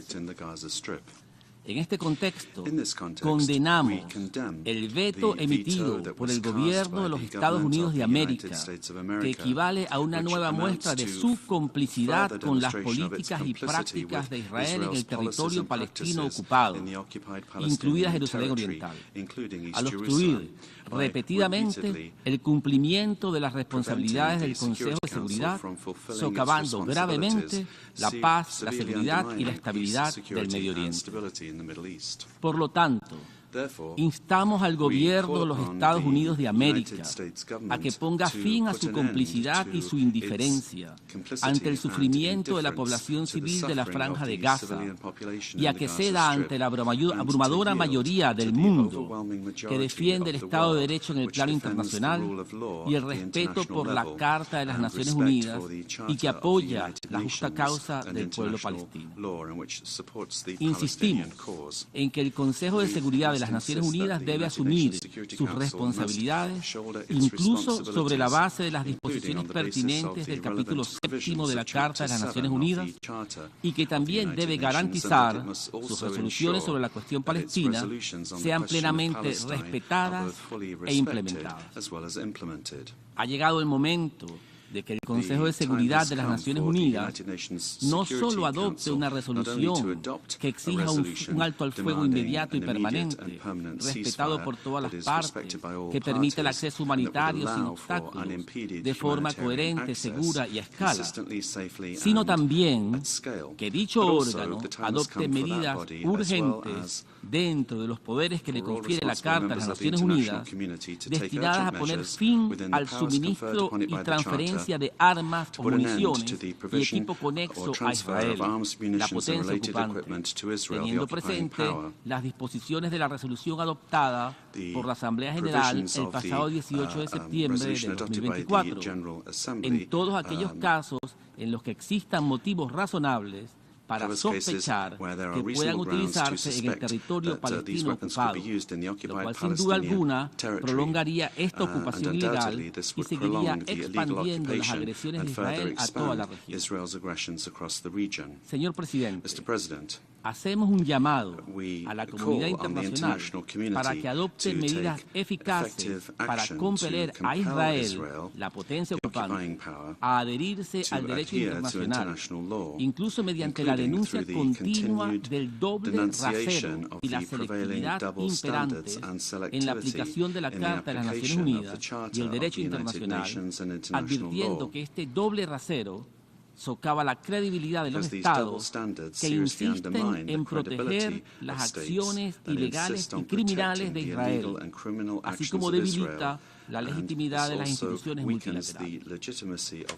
Seguimos comprometidos a redoblar nuestros esfuerzos encaminados a poner fin a la ocupación ilegal israelí y a lograr la independencia del Estado de Palestina con Jerusalén Oriental, Al-Quds al-Sharif como su capital, la realización de los derechos inalienables del pueblo palestino, incluidos los de autodeterminación y libertad, y una solución justa, integral y duradera a la cuestión palestina en todos sus aspectos, incluida la difícil situación de los refugiados de Palestina y la realización de su derecho al retorno, de conformidad con el derecho internacional, las resoluciones pertinentes de la ONU y la Carta de las Naciones Unidas, y sobre la base de la solución de los dos Estados que permita la realización de la independencia de un Estado palestino soberano y viable sobre la base de las fronteras previas a 1967.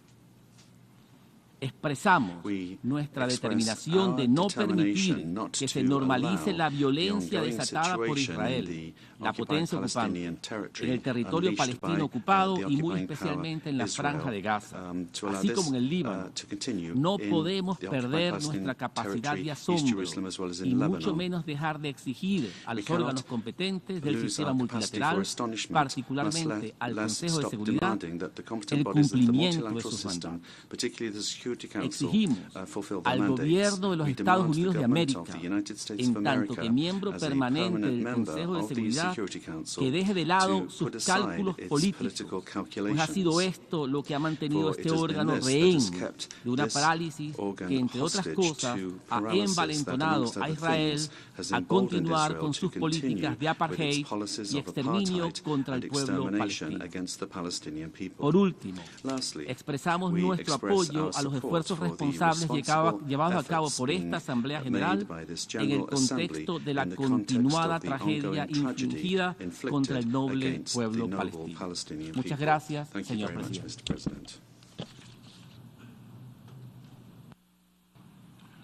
I thank the distinguished representative of the Bolivarian Republic of Venezuela. I now give the floor to the distinguished representative of Lebanon, who will speak on behalf of the Arab group.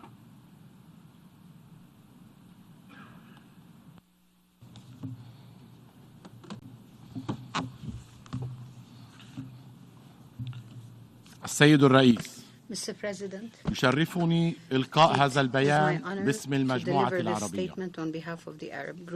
نلتقي مجددا في جلسة مستأنفة للدورة الاستثنائية الطارئة العاشرة في ظل استمرار الوضع الكارثي في الأرض الفلسطينية المحتلة وفي قطاع غزة تحديداً، ومع استمرار شلل مجلس الأمن وعجزه عن الارتقاء بمهمته في الحفاظ على الأمن والسلم الدوليين. وكان آخر فصل من هذا العجز عدم اعتماد مشروع القرار الذي يدعو إلى وقف فوري لإطلاق النار في غزة يوم 20 تشرين الثاني 2024، والمقدم من قبل الأعضاء العشرة المنتخبين الذين نجدد شكرنا لهم على جهودهم وشجاعتهم. كما تأتي هذه الجلسة المستأنفة بعد تمرير الكنيسة الإسرائيلي لقوانين غير شرعية تحظر عمل وكالة الأونروا في الأرض الفلسطينية المحتلة وتمنع موظفيها من الحصول على الامتيازات والحصانات الدبلوماسية الممنوحة لمنظمات الأمم المتحدة العاملة في الأرض الفلسطينية المحتلة بانتهاك صارخ للقانون الدولي. كذلك نجتمع اليوم في وقت أضحى فيه الوضع الإنساني في القطاع كارثي مع التهديدات الجمة التي يواجهها المدنيون الفلسطينيون في القطاع، ومع قدوم فصل الشتاء، ومع استمرار حرب الإبادة والعقاب الجماعي الذي تمارسه إسرائيل على المدنيين العزل والحصار الخانق واستخدام الجوع والتجويع كسلاح الحرب، وفي وقت يستمر فيه العنف التصاعدي في الضفة الغربية المحتلة بما في ذلك في القدس المحتلة، وتستمر إسرائيل بقصفها للأراضي السورية، رأينا فسحة أمل دبلوماسية في لبنان، حيث دخل اتفاق وقف الأعمال العدائية حيز التنفيذ يوم 27 من تشرين الثاني 2024. وهنا ترحب المجموعة العربية بالخطوات العملية تنفيذا للقرار 1701، وأولها بدء انتشار الجيش اللبناني في الجنوب، وتشدد على ضرورة احترام سيادة لبنان وسلامة أراضيه ضمن الحدود المعترف بها دوليا، وتؤكد على ضرورة إيفاء إسرائيل بالتزاماتها ومن ضمنها انسحابها من كافة الأراضي اللبنانية المحتلة. وإذ ترحب المجموعة العربية بهذا التطور المهم الذي يصب في سياق الجهود الرامية لخفض التصعيد في المنطقة وإرساء الاستقرار الإقليمي، وتثني على جهود الولايات المتحدة الأمريكية وفرنسا في هذا السياق، تعرب عن أملها بأن يشكل وقف الأعمال العدائية في لبنان توطئة لوقف إطلاق النار في غزة. السيد الرئيس، كما تم التأكيد عليه في القمة العربية الإسلامية التي انعقدت يوم 11 من تشرين الثاني 2024 في الرياض في المملكة العربية السعودية الشقيقة برئاسة صاحب السمو الملكي ولي العهد السعودي الأمير محمد بن سلمان بن عبد العزيز آل سعود، تشدد المجموعة العربية على ضرورة تحمل مجلس الأمن لمسؤوليته واتخاذ قرار ملزم تحت الفصل السابع لإلزام إسرائيل بوقف إطلاق النار في قطاع غزة وإدخال مساعدات إنسانية فورية وكافية بشكل موسع وآمن ودون عوائق لجميع مناطق القطاع، والتأكيد على رفض تهجير المواطنين الفلسطينيين داخل أرضهم أو إلى خارجها، وكذلك رفض أي محاولات لتقسيم الأراضي الفلسطينية المحتلة خاصة قطاع غزة أو إجراء أي تغيير جغرافي أو ديموغرافي فيها، وضرورة الحفاظ على الوضع القانوني والتاريخي القائم في الأماكن المقدسة في القدس المحتلة. السيد الرئيس، تعيد المجموعة العربية التأكيد على إدانتها الشديدة لتشريع الكنيست ضد الأنروا التي تهدف إسرائيل من خلاله إلى تصفية القضية الفلسطينية والقضاء على قضية لاجئي فلسطين وقتل سبل الاستقرار في المنطقة، وتؤكد على أن ولاية الأنروا لن تنتهي إلا بعد تحقيق حل عادل وشامل قائما على إنهاء الاحتلال واستقلال دولة فلسطين على حدود الرابع من حزيران لعام 67 وعاصمتها القدس الشرقية، وإيجاد حل عادل لقضية اللاجئين وضمان حق العودة وفق القرارات الشرعية الدولية بما في ذلك قرار الجمعية العامة رقم 194 ومبادرة السلام العربية في بيروت في عام 2002، وتدعو الدول كافة للتصدي لهذه الخطوة اللا شرعية الخطيرة، وتشدد على ضرورة الاستمرار بتوفير الدعم السياسي والمالي للأنروا لكي تستطيع الوفاء بولايتها التي منحتها إياها الجمعية العامة للأمم المتحدة بموجب القرار 302 عام 49. السيد الرئيس، تشدد المجموعة العربية أيضا على ضرورة وضع حد للإجراءات الإسرائيلية التصعيدية اللا شرعية في الضفة الغربية المحتلة التي تقوض حل الدولتين وتقتل كل فرص لتحقيق السلام العادل والشامل في المنطقة، وتدين الأعمال الإرهابية التي يرتكبها المستوطنون الإسرائيليون ضد المواطنين الفلسطينيين وممتلكاتهم، والتي تتصاعد بصورة منظمة بدعم وتسليح من حكومة الاحتلال الإسرائيلي وحماية قواتها، كما تدين الإجراءات العدوانية الإسرائيلية التي تستهدف المقدسات الإسلامية والمسيحية في مدينة القدس، وتطالب المجتمع الدولي بالضغط على إسرائيل لوقفها، وتحذر من استمرار الانتهاكات على المسجد الأقصى المبارك الحرم القدسي الشريف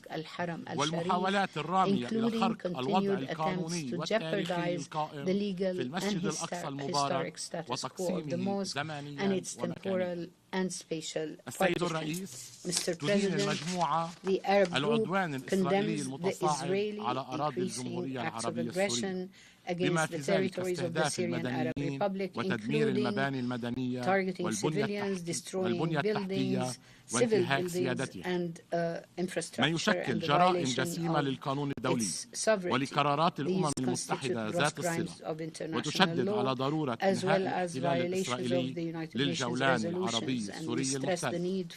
السيد الرئيس، تؤكد المجموعة العربية على أن حجر الزاوية لتحقيق السلام والاستقرار في منطقة الشرق الأوسط هو تطبيق قرارات الشرعية الدولية واحترام ميثاق الأمم المتحدة والقانون الدولي بما في ذلك القانون الدولي الإنساني والقانون الدولي لحقوق الإنسان ودعم العدالة الدولية واحترام وتنفيذ ما أقرته international justice and the respect and implementation of decisions adopted by international courts. We would like to stress again that the Palestinian question is a central question and that no just, permanent or comprehensive peace can be achieved without the independence of the state of Palestine along the borders of 1967 on the basis of United Nations resolutions, the Arab Peace Initiative of Beirut in 2002, the end of the Israeli occupation of occupied Arab territories, and the solution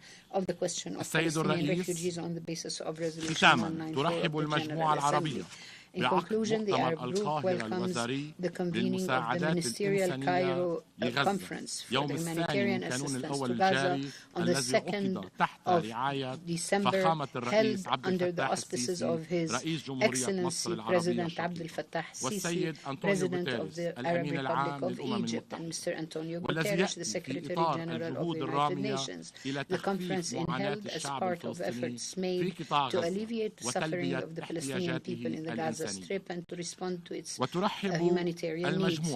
Our group welcomes the statement by the President of the conference and stresses yet once again its support to the efforts made by the Arab Republic of Egypt and the State of Qatar in cooperation with the United States of America to bring about a permanent and an immediate ceasefire in the Gaza Strip and for the release of all prisoners and hostages. The group also looks forward for the convening of an international conference to implement United Nations resolutions on the question of Palestine and the two-state solution along the borders of 1967 for the achievement of a just international, permanent and comprehensive peace in the Middle East under the auspices of the General Assembly through the 79th session in June of 2025. The group looks forward to the support of Member States for the two draft resolutions presented during this resumed session. Thank you, Mr. President. I thank the distinguished representative of Lebanon.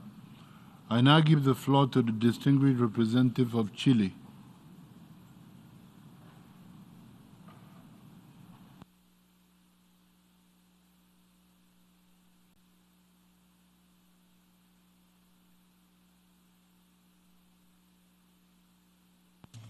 Señor Presidente, Mr. President, agradecemos la we thank convocatoria you for a esta convening 57ª reunión 57th plenaria plenary de la meeting 10ª of sesión the especial 10th de emergency emergencia. special Chile session. suscribe la Chile aligns intervención itself realizada with por the Uganda statement en delivered by nombre del Uganda movimiento on de los behalf of the países no alineados. non-aligned movement. Lamentamos profundamente We el nuevo deeply veto en regret el the Consejo new de veto in Seguridad the Security el pasado Council miércoles on 20 de the noviembre 20th of November a un last proyecto de resolución on a presentado por draft el E10 resolution que presented by the exigía un E10 alto al which fuego demanded inmediato, an incondicional immediate, y unconditional permanente and en permanent Gaza. ceasefire in Gaza. El texto no se The aprobó a text pesar de que was contó not con un respaldo de approved, 14 even though votos it had the favorables de support sus of 14 integrantes. votes in favor Esto demuestra que of Security contenía Council una members. materia de gran That shows urgencia that it y was addressing a matter sensibilidad of great para urgency esta and sensitivity organización. for this organization. Por cierto, felicitamos Certainly, al we would like to E10 por su congratulate the capacidad de E10 for diálogo, their acuerdo, capacity voluntad of política dialogue, y agreement, consenso. political will and Valoramos el consensus. tiempo que We destinaron en las very negociaciones much appreciate para the intentar time spent on alcanzar un negotiations producto to que es attempt anhelado por la to mayoría de los achieve a Estados product miembros de so esta organización, keenly el desired by the cese al majority fuego en la of member franja states de of this Gaza. organization, namely a Señor ceasefire in the Gaza Presidente, Strip. Chile ha Mr. insistido President,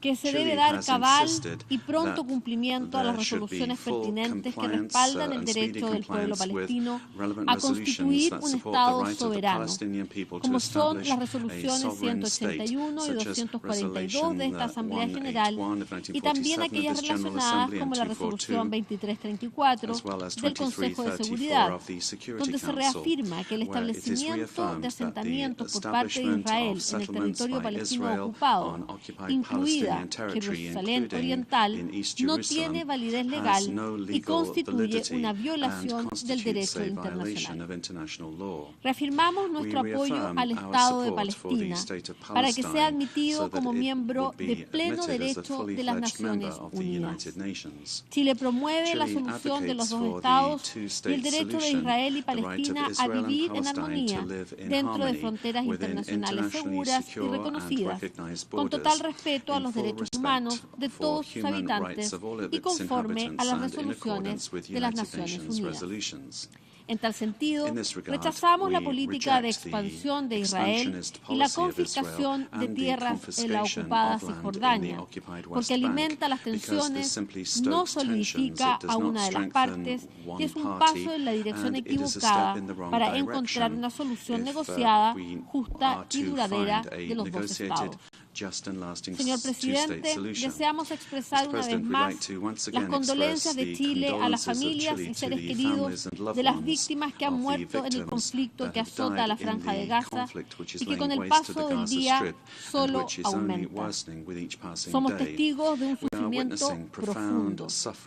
Con estupor tomamos conocimiento de los trágicos eventos que indican que más de 44.000 personas, 44.000 personas han muerto por los ataques de las fuerzas israelíes. 70% de quienes han padecido en esta catástrofe son mujeres, niñas y niños inocentes. Miles de otros cadáveres todavía no se contabilizan por estar bajo los escombros o calcinados. Prácticamente toda la población de Gaza ha sido desplazada múltiples veces. Las condiciones sanitarias son deplorables. 660.000 niños no asisten a la escuela. La infraestructura pública y privada está mayoritariamente destruida. Repetimos una vez más que la violencia no se soluciona con más violencia. Pedimos que se tome conciencia del daño, quizás irreparable, que esta guerra está teniendo para esta generación y las futuras. Recalcamos que la protección a la vida humana debe ser nuestra máxima prioridad y la protección a los civiles es una obligación fundamental. Por esto, se debe respetar la Carta de la ONU, el derecho internacional y el derecho internacional humanitario. Indudablemente, este respeto ha sido infringido por los actos terroristas perpetrados por Hamas el 7 de octubre pasado y la respuesta indiscriminada del Estado de Israel sobre la población que habita en la Franja de Gaza y que también ha afectado a Cisjordania. Chile ha condenado sin matices las acciones de Hamas, al igual que todo acto terrorista, hechos de violencia y hostilidades contra la población civil. Por lo anterior, exigimos la liberación inmediata y sin condiciones de todos los rehenes aún en manos de Hamas, velando por su bienestar y trato en conformidad al derecho internacional. Chile solicita un alto el fuego inmediato y permanente, un mayor flujo de asistencia humanitaria hacia Gaza, garantías para el acceso pleno, inmediato, seguro, sin trabas y sostenido de la ayuda humanitaria, es decir, que se eliminen todos los obstáculos a dicha asistencia y facilitar el uso de todas las rutas terrestres disponibles para ingresar a la Franja de Gaza y así poder brindarle a la población sus necesidades básicas, tales como alimentos, agua, medicinas y combustible, entre muchas otras. Hacemos eco del requerimiento del propio secretario general y los respectivos jefes de otras agencias de la ONU para disminuir las tensiones. Animamos a todas las partes involucradas, así como a la comunidad internacional, a seguir trabajando para terminar esta guerra. Esto solo es posible a través de la vía diplomática y el diálogo. Reconocemos los esfuerzos y resultados que países amigos efectúan para reducir los enfrentamientos. Nos alarman las repercusiones y las ramificaciones que este conflicto está teniendo en el resto de la región. Destacamos la campaña en Gaza para vacunar a los niños contra el virus de la poliomielitis, que logró llegar a más de 500.000 niños y niñas. Subrayamos las 4 resoluciones aprobadas en el Consejo de Seguridad en pos de conseguir el cese del fuego, aminorarlo o brindar facilidades a la ayuda humanitaria, la 2712 y la 2720, adoptadas el año pasado y especialmente la 2728 y la 2735 de este año. Recordamos que todas las resoluciones de ese órgano son vinculantes y deben ser acatadas y respetadas. Señor Presidente, compartimos la preocupación manifestada por las altas autoridades de esta organización y tantos otros Estados miembros sobre las leyes aprobadas por el Parlamento israelí que restringirán y detendrán las actividades de coordinación de la Unrwa. Nos inquietan las devastadoras consecuencias humanitarias que pueden resultar de su implementación. Por esto hacemos un llamado para que las leyes aprobadas por dicho Poder Legislativo no entren en vigencia. Condenamos dicha decisión y resaltamos que la Unrwa tiene un mandato otorgado por la Asamblea General de esta organización, por lo que tal legislación representa un grave precedente para el sistema internacional. Reafirmamos el compromiso de nuestro país con la realización de aportes voluntarios para la Unrwa y alentamos a los demás Estados miembros que continúen aportando con el fin de que la agencia pueda mantener su operatividad. Reiteramos el completo apoyo al dedicado y valiente trabajo que están realizando las Naciones Unidas, sus agencias y particularmente la Unrwa en terreno. Con mucho pesar, sentimos la muerte de cerca de 250 funcionarios de esta agencia humanitaria en esta guerra y más de 2/3 de sus instalaciones han sido dañadas o destruidas, además de ser blancos de una feroz campaña de desinformación. Observamos que la resolución 2730 del Consejo de Seguridad, adoptada el 24 de mayo de este año, exige que las partes en conflicto cumplan con sus obligaciones bajo el derecho internacional e insta a todos los estados a emprender de inmediato investigaciones exhaustivas e imparciales sobre las violaciones perpetradas contra el personal humanitario y de la ONU. Por cierto, seguimos con interés el briefing de protección de civiles en los conflictos armados el martes de la semana pasada en el Consejo de Seguridad y nos impactó cuando se señaló que este año se está llegando al récord de 282 trabajadores humanitarios muertos. 178 de ellos en Gaza y 333 desde octubre de 2023. Señor Presidente, Chile junto con México remitió a la Corte Penal Internacional un escrito sobre la situación en Palestina para reforzar la investigación de los presuntos crímenes de guerra y crímenes de lesa humanidad cometidos en Gaza, Cisjordania, Jerusalén Este e Israel. Para Chile, el esclarecimiento de los hechos y responsabilidades, así como la rendición de cuentas, son esenciales para poder poner fin a la impunidad y prevenir la futura comisión de crímenes internacionales. Asimismo, Chile presentó ante la Corte Internacional de Justicia su escrito de intervención en el marco de la demanda presentada por Sudáfrica contra Israel sobre la aplicación de la Convención para la Prevención y la Sanción del Delito de Genocidio en la Franja de Gaza. Enfatizamos que la opinión consultiva de la Corte Internacional de Justicia sobre las consecuencias jurídicas derivadas de las políticas y prácticas de Israel en el territorio palestino ocupado, incluida Jerusalén Este, del 19 de julio de 2024, deben ser cumplidas por todas las partes. Señor Presidente, para finalizar, es fundamental que todos los Estados miembros honremos los acuerdos, incentivemos la confianza y redoblemos la capacidad de diálogo para conseguir respuestas efectivas y contundentes a los conflictos armados. Consideramos que es fundamental promover el principio de la indivisibilidad de la seguridad internacional, es decir, todos los Estados tienen la responsabilidad compartida de contribuir a la consolidación de un orden internacional basado en la cooperación y regulado por normas. Muchas gracias. Thank you very much. I thank the distinguished representative of Chile. I now give the floor to the distinguished representative of Egypt.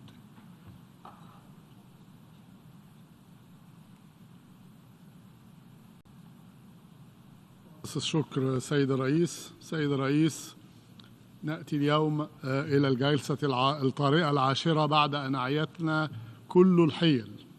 الحرب على غزة مستعرة لأكثر من عام دون أفق واضح لنهاية قريبة، وقرارات مجلس الأمن والجمعية العامة ومحكمة العدل الدولية لم تنفذ. كما أن آخر المحاولات لاستصدار قرار من مجلس الأمن في 20 نوفمبر الماضي وأداها الفيتو الأمريكي. ولذلك فعلى الجمعية العامة أن تتحمل مسؤولياتها المنوطة بها بعد إخفاق مجلس الأمن في الحفاظ على الأمن والاستقرار الدوليين باستصدار قرارين يهدفان لوقف إطلاق النار ودعم تفويض وكالة الأونروا. وفي هذا السياق نشدد على النقاط التالية: أولاً، كل قانون وكل قاعدة سناها المجتمع الدولي لقواعد الحرب تم خرقها جميعاً أمام أعين الجميع. نعم، خرقتها إسرائيل بعد تدميرها للقطاع وقتلها لأكثر من 44,000 إنسان، أكثر من 70% منهم من النساء والأطفال. هل رأى أحدكم جيشا يقتل النساء والأطفال بهذه الوتيرة في أي حرب أخرى؟ هل علمتم بجيش يفرض المجاعة على السكان المدنيين المحاصرين في أي صراع آخر سوى في شمال غزة؟ للأسف يقوم الجيش الإسرائيلي بهجماته بوحشية لا نظير لها، كما يقوم ببناء قواعد عسكرية داخل غزة حاليا. وللألم ومبلغ الأسف يظل مجلس الأمن المنوط به إيقاف الحرب وحماية المدنيين مشلولا عاجزا عن الوفاء بواجباته بسبب إفراط الولايات المتحدة في إسباغ الحماية على إسرائيل عبر الفيتو الأحمر، تحت مظنة أن ذلك الموقف يضمن أمن إسرائيل، بينما السبيل الحقيقي الوحيد لضمان أمن إسرائيل هو التعايش السلمي المشترك بين دول الشرق الأوسط بما فيها إسرائيل ولا سبيل غيره. وعلى ذلك لا أولوية الآن تتجاوز إيقاف تلك الحرب الجائرة والعقاب الجماعي ومحاولات التهجير بصورة فورية وإلزامية لدواعٍ إنسانية ولإتاحة الفرصة كذلك لمسار تفاوضي يؤمن عودة الرهائن لبيوتهم ويضمن للفلسطينيين من أهل غزة استعادة ما بقي من عيش كريم وتضميد جراحهم. إيقاف تلك الحرب الدموية خطوة واجبة صوب مسار سياسي يجب أن يقودنا إلى إقامة الدولة الفلسطينية المستقلة على حدود 4 مليون 1967. ثانيا، تلك المطالبة الفورية بوقف قتل المدنيين في غزة تنطلق من الهدف الأسمى الذي صيغت من أجله كل المواثيق والشرائع الدولية، وهو حماية الحق في الحياة لكل إنسان. ولا يمكن قانونيا أو أخلاقيا تعليق قبول وقف قتل المدنيين بشرط أو ربطه بموقف سياسي أيا كان. الوقف الفوري لهذه المجزرة العمياء واجب النفاذ حتميا ودون شرط. ونحذر الجميع من مغبة أن يشعر أي إنسان أن دماءه مستباحة بهذا الشيء. ثالثا، نطالبكم باتخاذ موقف رادع إزاء الافتراءات الإسرائيلية على الأمم المتحدة. الحيلولة دون ترسيخ سابقة ستؤدي حتما لانهيار النظام الدولي متعدد الأطراف. فإسرائيل قتلت المئات من موظفي الأمم المتحدة وهدمت منشآتها وسنت قوانين لمنع عمل الأونروا واعتدت على قوات اليونيفيل في جنوب لبنان، بل واعتبرت السكرتير العام نفسه شخصا غير مرغوب فيه. التصدي لتلك التصرفات واجب جماعي وحتمية أخلاقية وسياسية. نعم، يجب منع إسرائيل من التمادي في هذا السلوك عبر موقف موحد يبدأ من اعتماد مشروع القرار الذي سيقدم بشأن الأونروا والبناء عليه لوقف نفاذ تشريعات الكنيسة الإسرائيلي ومنع أي انتهاكات مستقبلية ضد المنظمة الأممية التي تمثلنا جميعا. رابعا، نؤكد أمامكم أن الحقوق الفلسطينية في تقرير المصير والتحرر والعيش في rights to self-determination, to freedom, and to living in an independent Palestinian state are natural rights based on the equality of all people. They're not a gift and they're not contingent about the consent of other countries. We therefore call on you once again to support adopting a resolution to grant the state of Palestine full membership in the Security Council, a resolution that would give impression to those rights. انطلاقا من رغبة صادقة في الحوار وطرح الحلول ترحب مصر بالإعلان عن دخول وقف إطلاق النار في لبنان الشقيق حيز النفاذ وندعو كافة الأطراف لاحترام هذا الإعلان للوصول لوقف مستدام لإطلاق النار ونطالب بالانسحاب الإسرائيلي من كافة الأراضي اللبنانية وتنفيذ القرار 1401 بشكل كامل ونرجو أن تكون هذه التفاهمات بادرة pave the way to stopping the Israeli aggression against the Gaza Strip and stopping the violations also in the West Bank and East Jerusalem. We stress مصر كرائدة للسلام في مساعيها لوقف إطلاق النار والتخفيف من وطأة المأساة الإنسانية في القطاع وتقديم كافة أوجه الدعم للأشقاء الفلسطينيين حتى تنتهي محنتهم الحالية بل وحتى إنشاء دولتهم المستقلة ومصر مستمرة في جهودها عبر مسار الوساطة مع قطر والولايات المتحدة للوصول لوقف الحرب وأيضا من خلال المسار الإنساني الهادف لإنفاذ المساعدات فورا لسكان القطاع التي كان آخرها الجهود المبذولة في إطار مؤتمر القاهرة الوزاري للمساعدات الإنسانية لغزة Cairo Ministerial Conference on Humanitarian Aid to Gaza on the 2nd of November. It was held under the auspices of the President of the Republic, Abdel Fattah al-Sisi, and the Secretary General of the United Nations, Mr. Antonio Guterres, with the participation of more than 100 states and UN agencies. Egypt will continue to work tirelessly to ensure Palestinian unity and to resume the political track once the war ends to achieve the aspirations of the Palestinian people to establish its own state with East Jerusalem as its capital. Mr. President, we call upon all those who have a sense of humanity and responsibility to save besieged innocent civilians in Gaza. We call upon them to listen to their cries and their calls without any conditions. We call upon you not to stand idly by as spectators. We call upon you not to fall prey to false claims that justify their systematic and deliberate killing. Just for vengeance, we call upon you to immediately implement a ceasefire and to save the Palestinian people. Mr. President, all wars must end, and this war has long gone way beyond the finish line. There is no more patience to endure a possible continuation of this war. This is Egypt's message to you all today, Mr. President. I thank you. I thank the distinguished representative of Egypt. I now give the floor to the distinguished representative of Qatar.